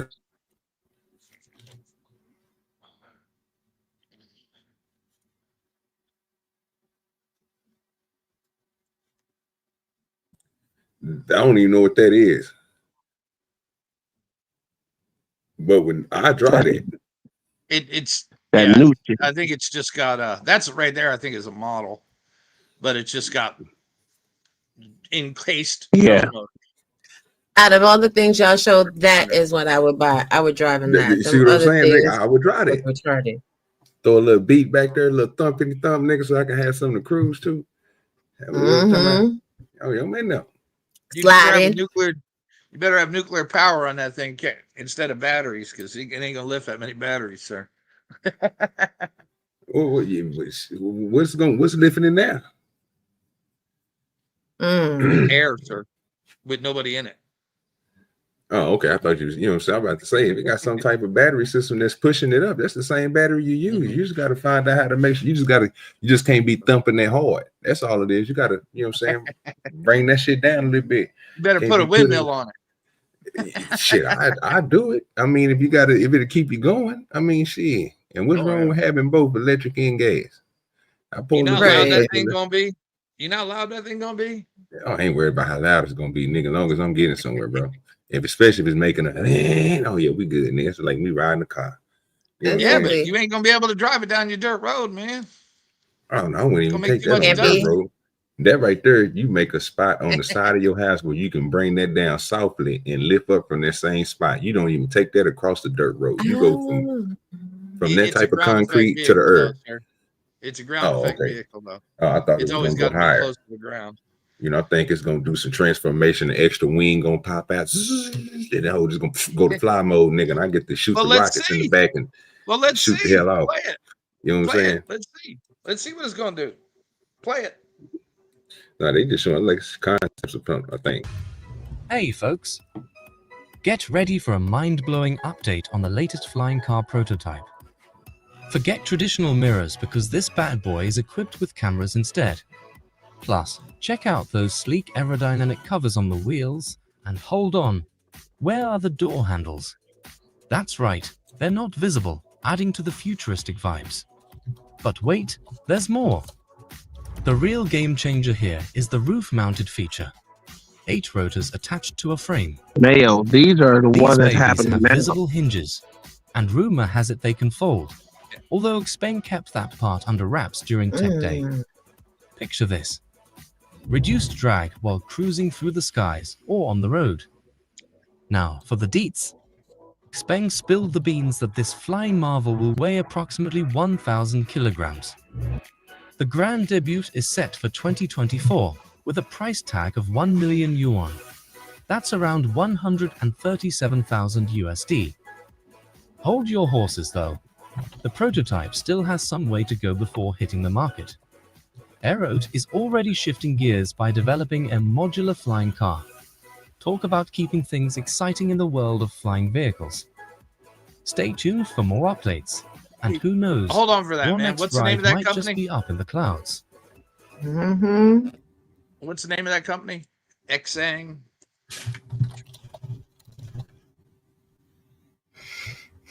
Because it's all 2024 is almost done. I want to see this thing in like real. This was 11 months ago, Mayo. Yeah. Yeah, and they said Some it was of these are- the some- actual some of prototype these- was going to be out in 2024. Yeah, some of these have, on this list have actually been Yeah. tested and Yeah, some of actually worked. Yeah.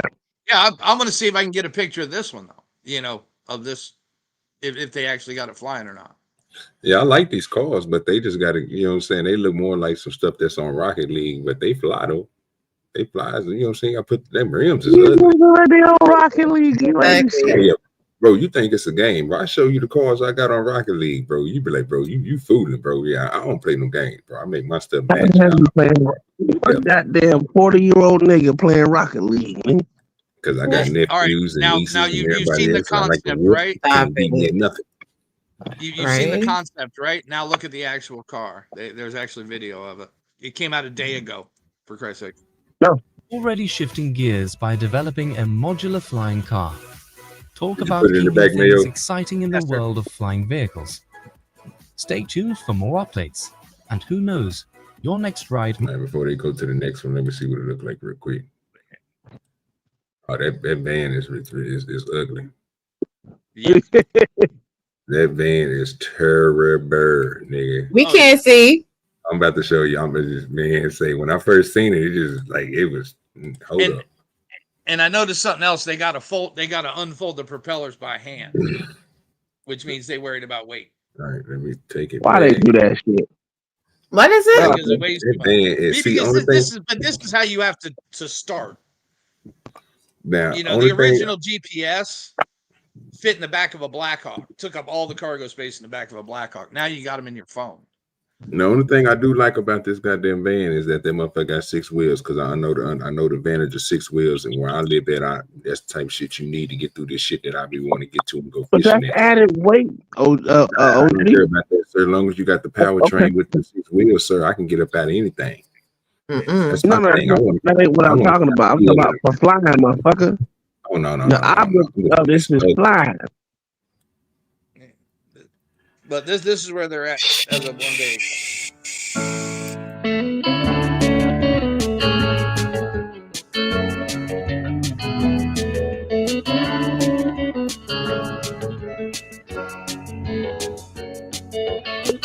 That shit is ugly.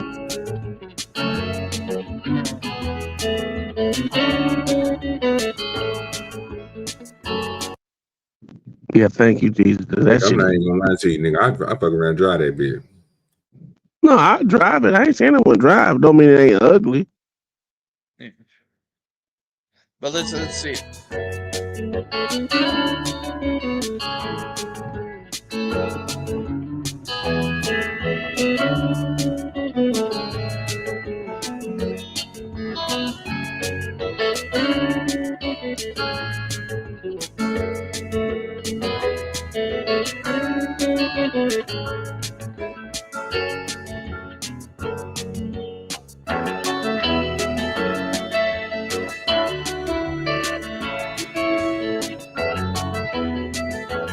actually a pod inside of it.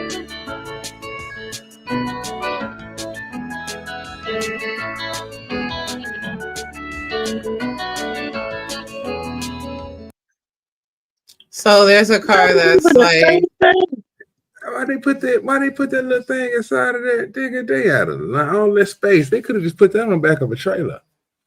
So Go ahead. there's other cars that fly that are much more aerodynamic and sleek than that van. That wasn't even a flying car. That was an external drone. I know.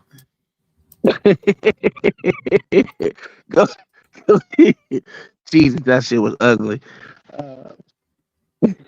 Okay. Be up in the clouds. Caesare.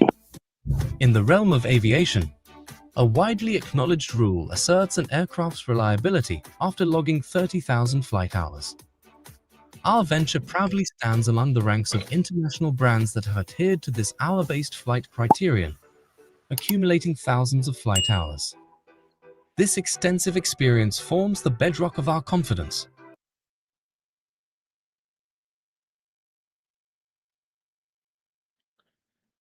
And which one is this?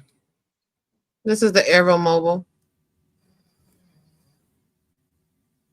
It can seamlessly transform from car to aircraft, from driving to flying in under 3 minutes. Yeah, that's on the list. Ron. Oh, it is on the list of just looking at? Yeah, it's on the list. Okay. They're one of the premier ones that do it. These are already been in existence, I think, since the early, mid 2000s. Well, the Army had shit like this in the Transportation Museum. It's just they're not economically viable. I would say. They're not, but that's sexy. I would definitely get in something like this compared to that van. I think that van is a little bit too big, and it leaves room for user error. Something that's this much more. is a standard. Yeah, this is an airplane that they put car wheels and a drive system on. Yeah. Which your plane already has. Stop it. Substantiating the application of proven flight algorithms. Notably, we possess ownership of critical components, encompassing the entire flight control system, sensors, and the structural framework of our innovative vehicle. Discussing the broader landscape, Yakshi underscored the paramount importance of defining regulations for civil public transport. CityHawk. Introducing the CityHawk, a groundbreaking flying car set to redefine urban mobility with its unique and compact design. This innovative vehicle is set to incorporate urban aeronautics' patented Fancraftern technology, featuring internal rotors or powerful ducted fans seamlessly integrated with cutting-edge aerodynamic advancements. The revolutionary Fancraftern technology facilitates vertical takeoff and landing, eliminating the need for external wings or rotors. This not only enhances flexibility, but also ensures unparalleled safety, precise control, and quiet navigation, setting it apart in the realm of urban air mobility. Designed to accommodate up to 6 passengers, including a pilot, the CityHawk prioritizes safety with the inclusion of a standard rocket-deployed parachute. Compact yet robust, the CityHawk boasts dimensions of 2.5 meters in width and height. Renault Air 4. Renault has joined forces with the Miami-based design firm, Thelasanel, to unveil an intriguing concept that pays homage to the 60th anniversary of the Renault 4. This visionary project envisions a human-sized drone featuring an updated version of the iconic Renault 4 seated on top. Named Air 4, the concept represents a futuristic perspective on where the Renault brand could be in the next 60 years. Renault describes Air 4 as a symbol of independence and freedom, addressing the challenges posed by increasing traffic congestion and the need for alternative modes of transportation. Crafted entirely from carbon fiber, Air 4 is equipped with a substantial 22,000 mAh battery. though the voltage remains unspecified, delivering an impressive total power output of 90,000 mAh. Each of its propellers provides a thrust of 95 kilograms, equivalent to 209 pounds, resulting in a cumulative lifting capacity of approximately 840 pounds. The driver gains access to the utilitarian interior by lifting the entire body from the front. POP. Up next.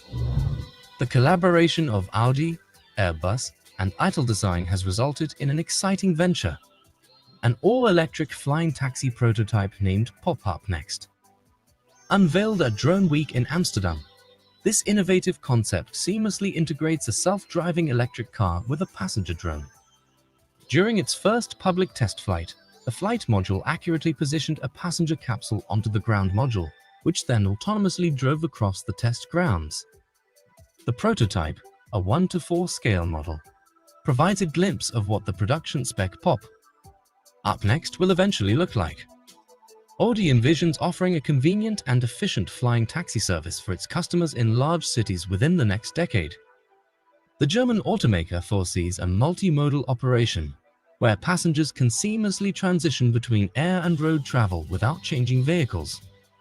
This futuristic approach is designed to enable passengers to make the most of their leisure time, relax, or work during their journey. Earlier in the year, Airbus and Audi had announced their partnership to develop and bring to market a flying self-driving taxi. Boy, See, I don't like that one because you don't bring the wheels with. See what I'm saying? So some niggas just come and just picks up them wheels is only going to be connected to your vehicle or what? You know what I'm saying? Because can a nigga just steal those wheels? They look like they're interchangeable. Yeah, that's what I'm thinking. I mean, all the models is going to have to come off the assembly line the same. So, I mean, they all going to have to hook up. So, I mean, can a nigga just hook his shit up and just drive off with your wheels? Yeah, but I'm saying if you have, and if you're going to a destination, I'm sure there will be wheels at the destination you're going to because they would need a docking bay. So you basically paying for wheels. Hey, Miller said, niggas stealing wheels. This is the thing for me. That looks like a nightmare. Because no, not for me. I would rock the shit out of that bitch, boy. Oh, yeah, but I'd much rather have something that I could use. You know, I don't have to rely on another set of wheels being someplace else to drive at the other place. You know what I mean? I would rather have control over the vehicle to some degree. I would need a steering function. Is there a manual override? If the thing is just picking up, looking at your face and going wherever it wants to, that seems like a setup for an assassin to me. All of a sudden, world leaders getting assassinated in their Airbuses. No thanks. No one cares about these world leaders. Let's go. Fuck them niggas. Jesus, I can't stop. I can't. Pop Up next. I mean, concept they represents just the knocked off that culmination dude in of New this York, collaboration. old style, old school. Yeah, that was crazy.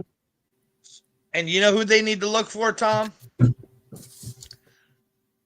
A man who has lost his wife or children because United Healthcare. Yeah, I didn't even think about that. Yeah. Yep.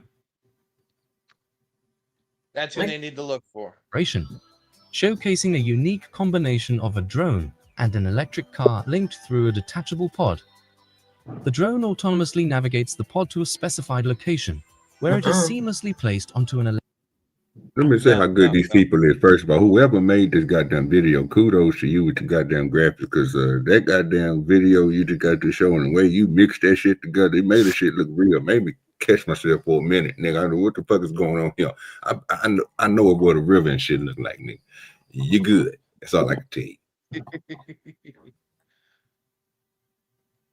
electric vehicle frame. As the automotive and aviation industries converge, this concept hints at a potential future where urban transportation seamlessly integrates air and road mobility. Everyone doesn't need to live in a fucking urban city. This is my problem with this shit. Leo Flight, the electric.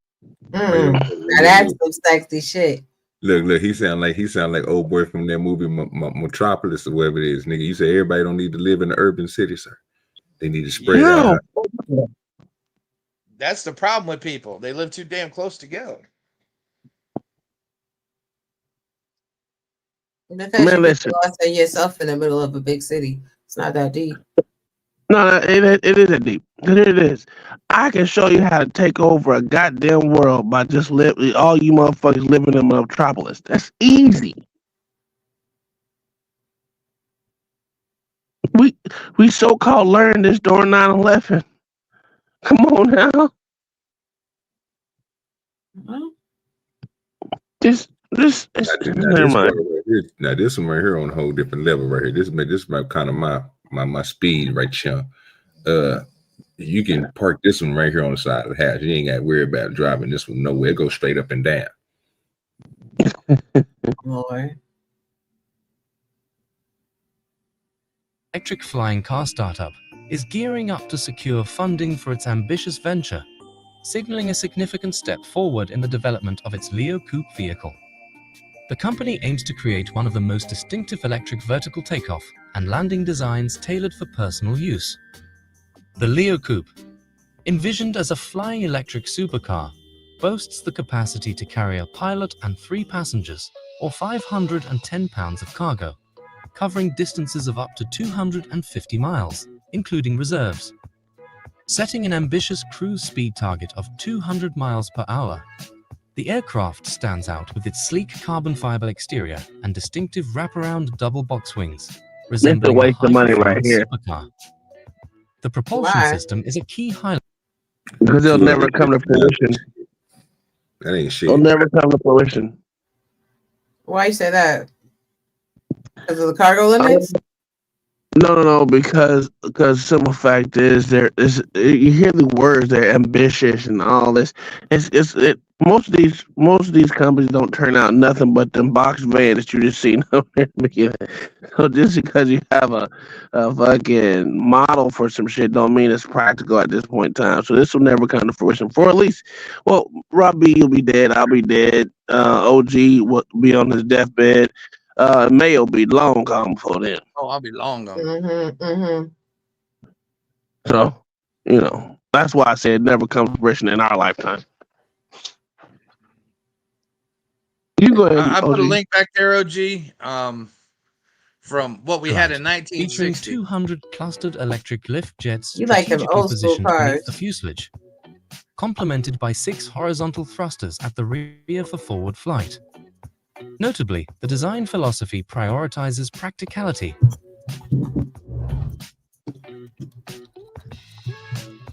BYOCT and Voloports. Voloport serves as an electric air taxi airport, specifically designed for aircraft like the Velocity. What sets Voloports apart is their adaptability to existing urban infrastructure, such as building tops or within airports. This approach minimizes space requirements and accelerates implementation, maximizing overall urban mobility. By strategically siting Voloports throughout a city, an efficient mobility network is created, facilitating swift transportation to final destinations. These Voloports also serve as comfortable boarding areas for Velocity flights. Anticipating the commencement of commercial flights within the next 2 years, Voloport is collaborating with key experts and entities like DB Schenker, Lufthansa Industry Solutions, Skyports, Geely, and local authorities in each city. This collaborative effort ensures that all necessary components for the urban air mobility ecosystem are in place for a successful launch. The aim is to amalgamate the finest expertise to deliver optimal solutions tailored to each city's unique requirements. For instance, in cities like Singapore and Paris, distinct in their characteristics, Voloport engages with local partners to customize services that truly benefit the residents. This collaborative approach underscores Voloport's commitment to forming strategic partnerships and bringing urban air mobility to life in a way that aligns with the needs and dynamics of each city. Pulse Concept. The Pulse Concept is a visionary project that introduces a novel approach to air and ground transportation with a removable cabin pod. Envisioned for a market entry date in 2070, the aircraft, likely an electric vertical takeoff and landing vehicle, aligns with the anticipation of advancements in solid-state batteries for high energy density. The innovation lies in the removable cabin pod, allowing seamless transitions between air and ground vehicles. Anticipating future technologies, the company envisions creating a smart, all-see-through passenger pod, leveraging potential breakthroughs in glass technology and transparent alloy materials like ALLN. ALLN, composed of aluminum, oxygen, and nitrogen, offers transparency while being exceptionally durable, being 4 times harder than fused silica glass. This design not only facilitates convenient transfers between air and ground travel without disembarking, but also offers passengers an immersive experience.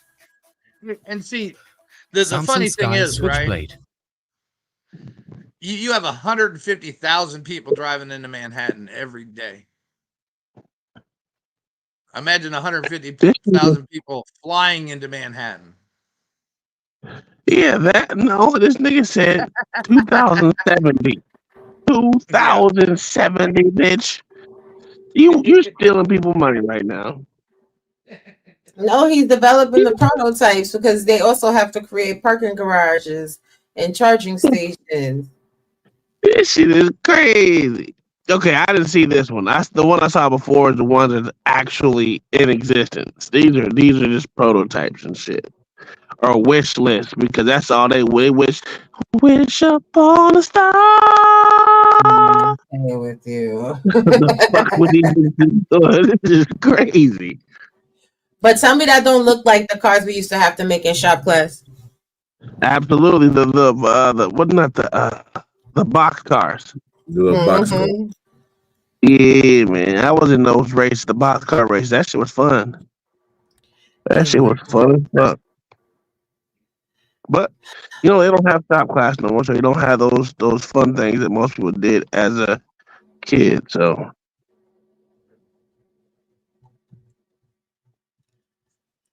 excuse me.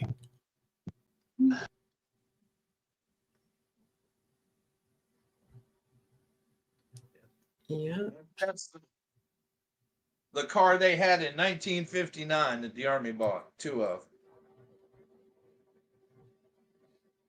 Awesome size. Now I want a newer, updated version of that. You can move that picture around, OG, with your mouse. Show the whole thing.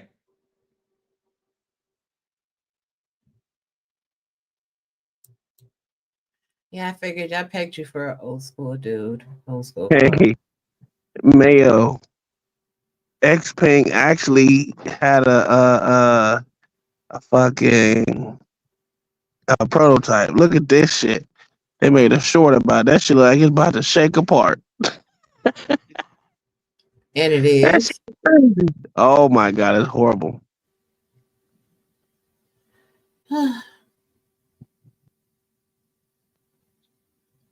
Is this the extent of your conspiracies tonight? I don't really have any more. Not tonight. I told you we're gonna take a deep dive in on that lion ass mixed breed and a lion ass goddamn Mother Mary. So silly. Immaculate conception. Get the fuck out of here. Do you It happened. believe that? It's real. No, I don't know.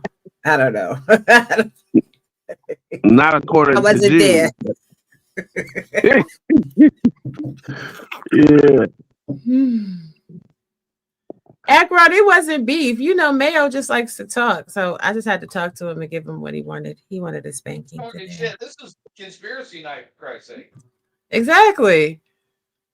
Mayo will love me tomorrow. He's going to curse me out today. He's going to call time up after the live events. He's going to be like, that bitch Raw G, I can't believe her. And then he'll love me tomorrow. It's all right. No, I ain't got an issue with you now. I know. Obviously, some people haven't been here for conspiracy night before. No, they haven't. No. These It's niggas intense. be crazy. These niggas be crazy on conspiracy night.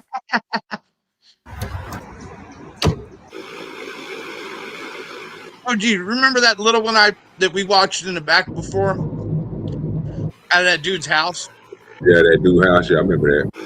Yeah, Yeah, that thing right there, time looks like it's about to fall apart. You got me fucked up. Look at this one more again. Look at this motherfucking shape.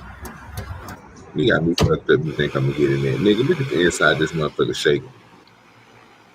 Here's a real question. Look at that. Look at the inside of that motherfucker shaking. You crazy as hell.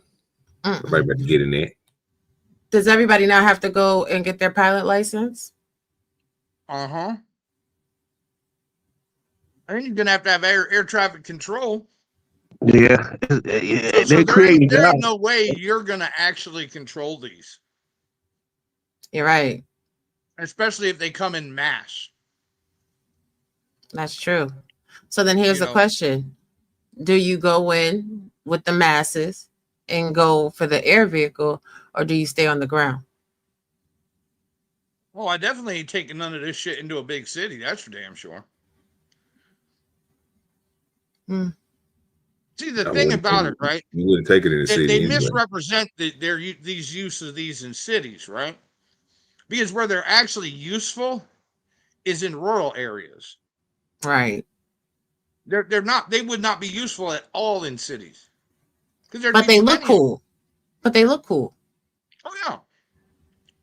But mass transit makes a lot more sense than this in large cities. That's why they use it. That's why we don't have mass transit here in the rural areas, because it's not economically viable. That's true. Plus, again, they would have to create parking structures for this. So then we will wind up having Charging parking stations. Yeah. Yeah. Oh, there's an entire industry. You'd have to have mechanics for these. Exactly. You know, insurance. How does one actually estimate who's at fault in an accident in a hovercraft? Oh, gee, I put another one. I mean, These are the 5 ones that are in existence right now that people are actually using. I think it's crazy. What they're doing is they're telling people they're gonna tax you fucking more for everything you get. So it doesn't really motherfucking matter. I don't think it's ever gonna go to any type of thing like that, because the fact is we don't even have the infrastructure for it right now. So it's not gonna happen in our lifetime. Just being honest. oh, and the same people that are going to have these are the same ones that have helicopters now. Right, nearly nobody. Yeah, there ain't going to be there ain't going to be a $70,000 version of this that every Tom, Dick, and Harry can buy. Nah, it's not. And this thing just looks ugly. It just does. We're diving into a topic that feels like it's straight out of a sci-fi movie, flying cars. Yes, you heard that right. The future of transportation is here, and flying cars are no longer just a fantasy. In this video, we're counting down the top 5 flying cars of 2024 that are making headlines around the world. These incredible machines are set to change the way we travel, so buckle up as we take you on a journey into the skies. Starting off our list at number 5 is the PAL V Liberty. This Dutch-made flying car is a true pioneer, blending the convenience of a car with the thrill of a gyrocopter. The PAL V Liberty is the world's first commercially available flying car, and it's already generating buzz for its sleek design and innovative engineering. On the road, it's a compact 3-wheeled vehicle, but with the push of a button, it transforms into a gyrocopter that can take off and land on any small airstrip. It has a top airspeed of 112 miles per hour and can fly up to 310 miles. Need a long straight Tank of space to fuel. take off Whether and you're land. commuting or taking a scenic Yeah, flight, that's the the PAL problem. V Liberty is making the dream of personal flying cars a reality. Coming in at number 4 is the Aeromobile Wait, 4.0 from wait. Slovakia. This flying So, how far is 310 miles? Like, seriously, like in regards to like cities.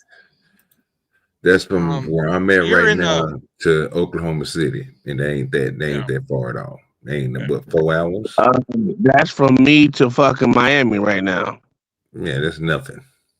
Right. So in order to like also have this, not only would we have to have like charger stations, but fuel stations as well. If this is commercially out, then does this run on like jet fuel or diesel? Does it run on like probably jet fuel, probably JP4. Yeah, wherever you're getting your gas from, it's going to And be. you at the literally airport. have to take off at an airport with it. Yeah, that's what I'm saying. You're going to be getting your gas from an airport. Yeah. Right. So how many times you're gonna have to $5 a stop? gallon. Yeah. $5 to $7 a gallon. It's not economically feasible. No, It's not. no. Now, if you're smart enough, you catch some of these places like that place in Oklahoma, here in Oklahoma, where you can fly your plane into that catfish spot where it's all you can eat buffet. They got them an airstrip, but I don't know if they got a fuel station there. But you can definitely land your plane there and got to take off and got a whole runway out there. Okay, so now let me ask y'all a real question. Did you know?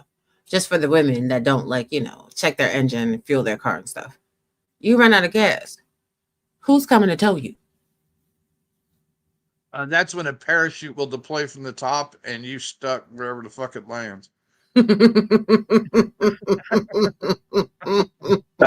gonna give you the You up real. in a tree.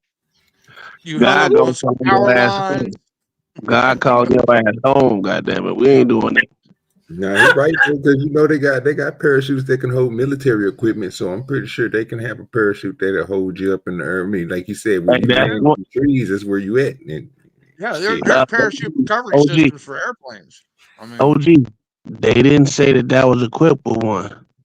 Right. That's an upcharge. That's extra. That's an extra $40,000. yeah, niggas gonna be chancing that. They just gonna not run out of gas. Mm-hmm.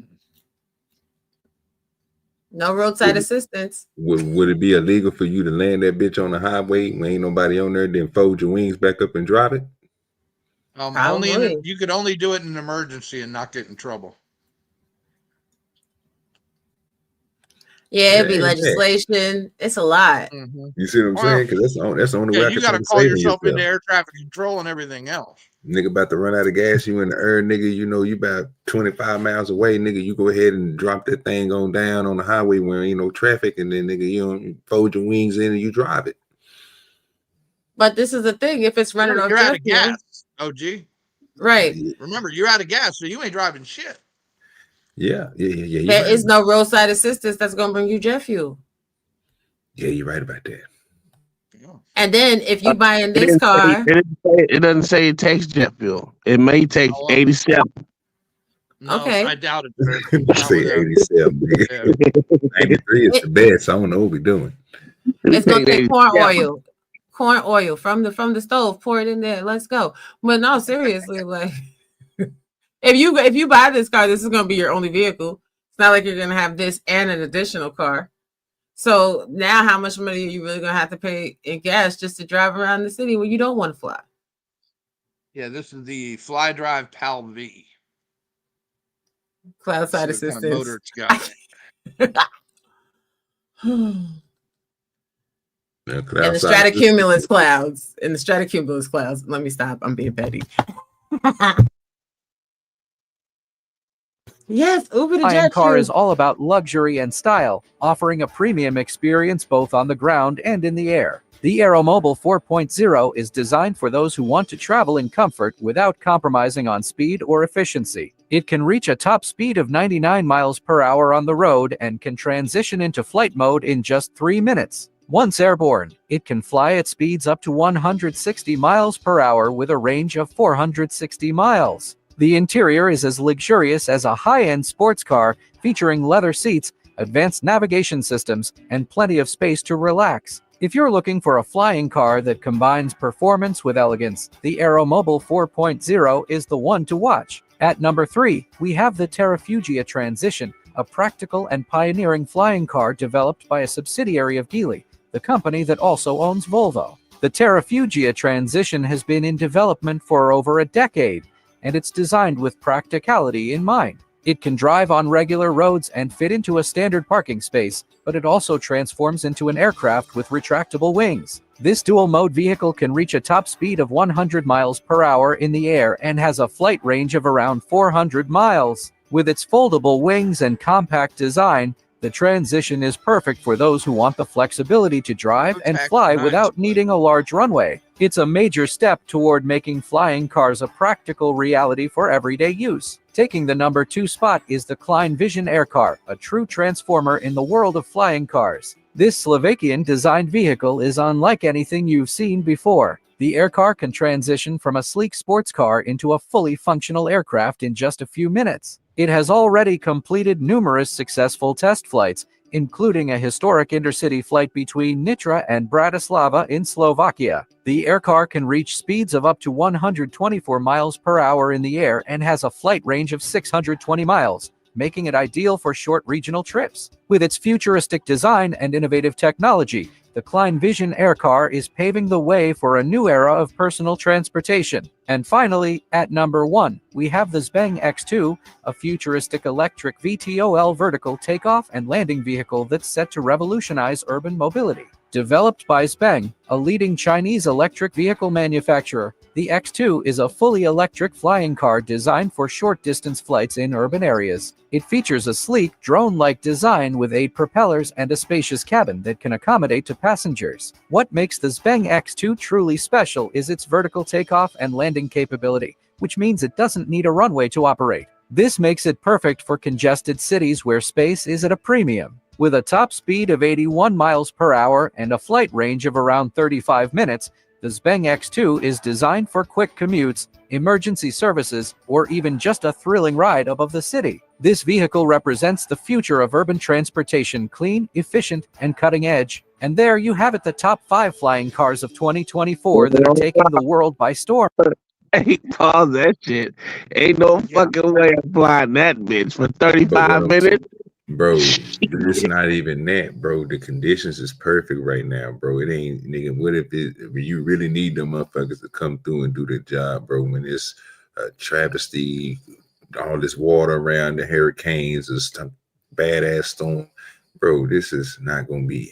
I ain't getting in it. I'm not getting in it. No, and it's not the history of urban transport. It's the it's the future of rural transport, not urban. There's no way they're gonna have people free flying around cities, crashing into shit. I was thinking that too, Mayo. But how many cars you say it's in just thinking the city? 150,000 people drive into Manhattan every day. Just thinking of what just drive around Dallas, bro. That congestion they got, bro. If all them niggas had cars that can go in the air, won't you think the air would be the same? Sir, it would blot out the sun. Yes. Dallas would be in a constant shadow for these things flying over. This shit is retarded. That last one, I'm like, nigga, you can't make this shit up. This nigga said 35 minutes, quick commute, up, down, nigga. That's it. That's all you got. Think about how bad batteries go after a couple of years. Oh yeah, you're only out of these batteries, you're getting probably 3,000 cycles to 80% capacity. Yeah, and you know every drone, Tom, every drone that says it's got 35-minute flight time actually got 24 minutes. Shit, got nigga 16, goddamn it. 16 minutes for that bitch said boop boop. Must recharge. And then it's gonna take 8 hours to recharge at the mall. Yeah, fuck This that. is the history of urban nothing. Yeah, this shit's only good in rural areas. I mean, honestly. Listen, I'm gonna tell you like this. To be honest with you, Mayo, I much rather motherfucking what's that called? With the wind thing on your back. It's goddamn the powered parachute. Paramotor. Oh, Paramotor. Yeah, I can get powered parachute. hours and hours out of this shit. Where you got the fan on your back. Yeah, paramotor. Yeah. I'd much rather do that. It's crazy as hell. As a matter of fact, you ain't even got to go real high to paramotor. You just paramotor, 600 feet now. That's not that too high. Yeah, but imagine trying to do that in cities with the air current around the building. Yeah, the air current would be fucked up in the city. Yeah. Yeah, you'd be upside down in a heartbeat, fucking headed for the tarmac. Yeah, that's the fact. There's because I used to watch it because I was trying to go to school for it, right? Because they got the heavy duty wings for bigger people and shit, right? And I was like, damn, this whole goddamn thing together, 17 grand. I said, ooh, 17 grand. Yeah, I'll go take the class, but 17 grand is killing me. It's killing me right now. I said, nah, it ain't that important. I'm a thrill seeker, but god damn, I ain't got the money to back that shit up. 17 grand? No, sir. Yeah. My neighbor had one of them ones that's the parachute with the 2-seat frame. Yeah. He had one of those, and I'd do every year when I'd go up in the summertime. I'd do his annual for him. They also got the one on wheels, the fucking bike one. Not the bike, but it's like you're sitting down in a fucking. I guess it was just like a wheel. Yeah. That shit look fun. I would love to do it. Before I die, I'm gonna spend the money and learn how to do it. I watched so much shit on it, and it was like that's one of my bucket list things to do. Well, the biggest issue, right? A couple of years ago, well, many years ago now, the FAA You had to go to used to school not have for to have a license for those. it. Yeah, you gotta have a But license now. Yeah, now you have to have a sport pilot's license for more than one person. Yeah. And that's why he had to quit, because he was aged out of a 2-person aircraft. Yeah, if you have a After single the age of craft, you 65, you one. ain't getting a license. The FAA ain't giving you a license to carry a passenger. Yeah. You know, and then you got to pass all the, you can't be on certain medications. Your vision's got to be within these standards, all kind of fucked up shit that just 99% of old people just can't do. And I think you're fucked because your head injury anyway for a license. Which sucks. You think that's gonna stop that nigga from trying to fly with them goddamn cars? Oh no, no, not at all. Not at all. Flying one legally is another story, though. Yeah, you know what I'm saying? That nigga Thomas, that nigga gonna come right up out of him, bro. They said, what? What shit? I wasn't even flying. He didn't even see it. He didn't catch me anytime. That wasn't even me. What's that big ass wing you got going on? Oh man, that's just my parachute. I plan on jumping out of a plane later on today. And imagine the FAA having as many fucking air cops as they got as we got fucking high road cops now. Come on. Yeah, that shit crazy. They do be trying to pull the motherfuckers over. I thought that shit was funny. That motherfucking cop followed this one dude on the air wing for almost goddamn 100 fucking miles. I said, really, you really trying to get this nigga? Oh shit. That shit was crazy. It was a highway patrol cop too. He was just. I was just like, I thought y'all had different jurisdictions. No, the highway is their jurisdiction within the state.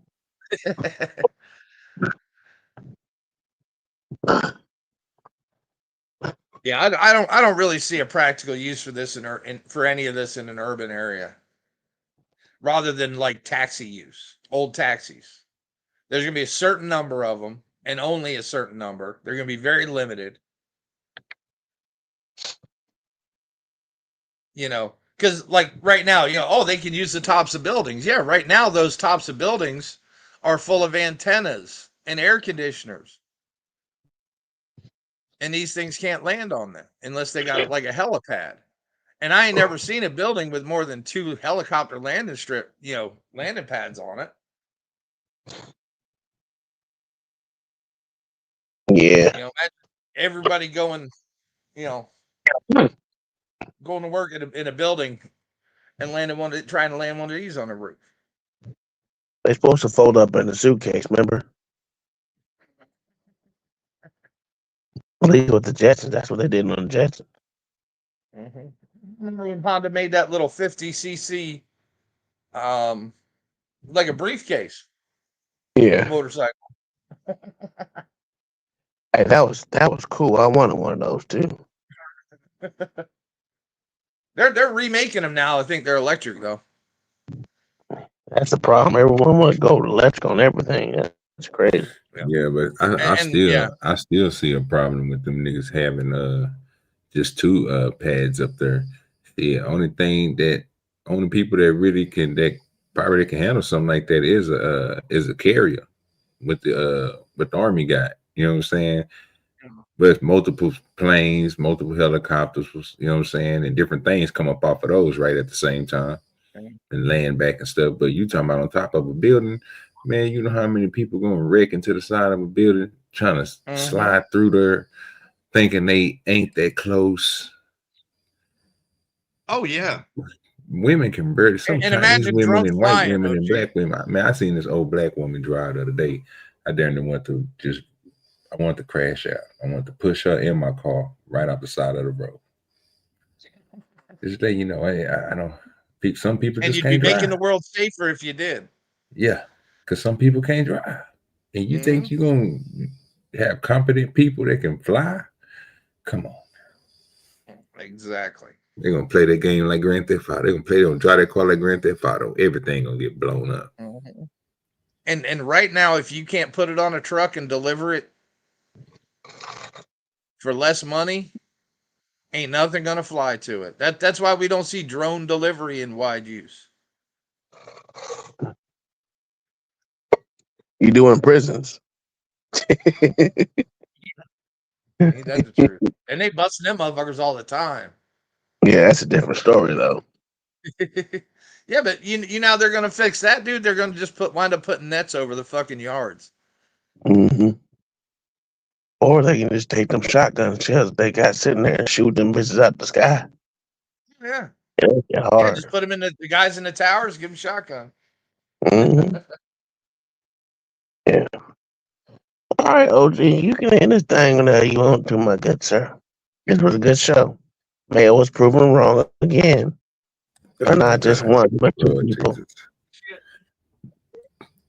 All right. Well, appreciate everybody for coming through. I tried my best to bring the flat earth and the curvature. We went there. We went even to the biblical side of it and talked about the Bible and everything. So we hit all the points of it. I think we did. Today was a kind of a good show. I appreciate everybody for showing up.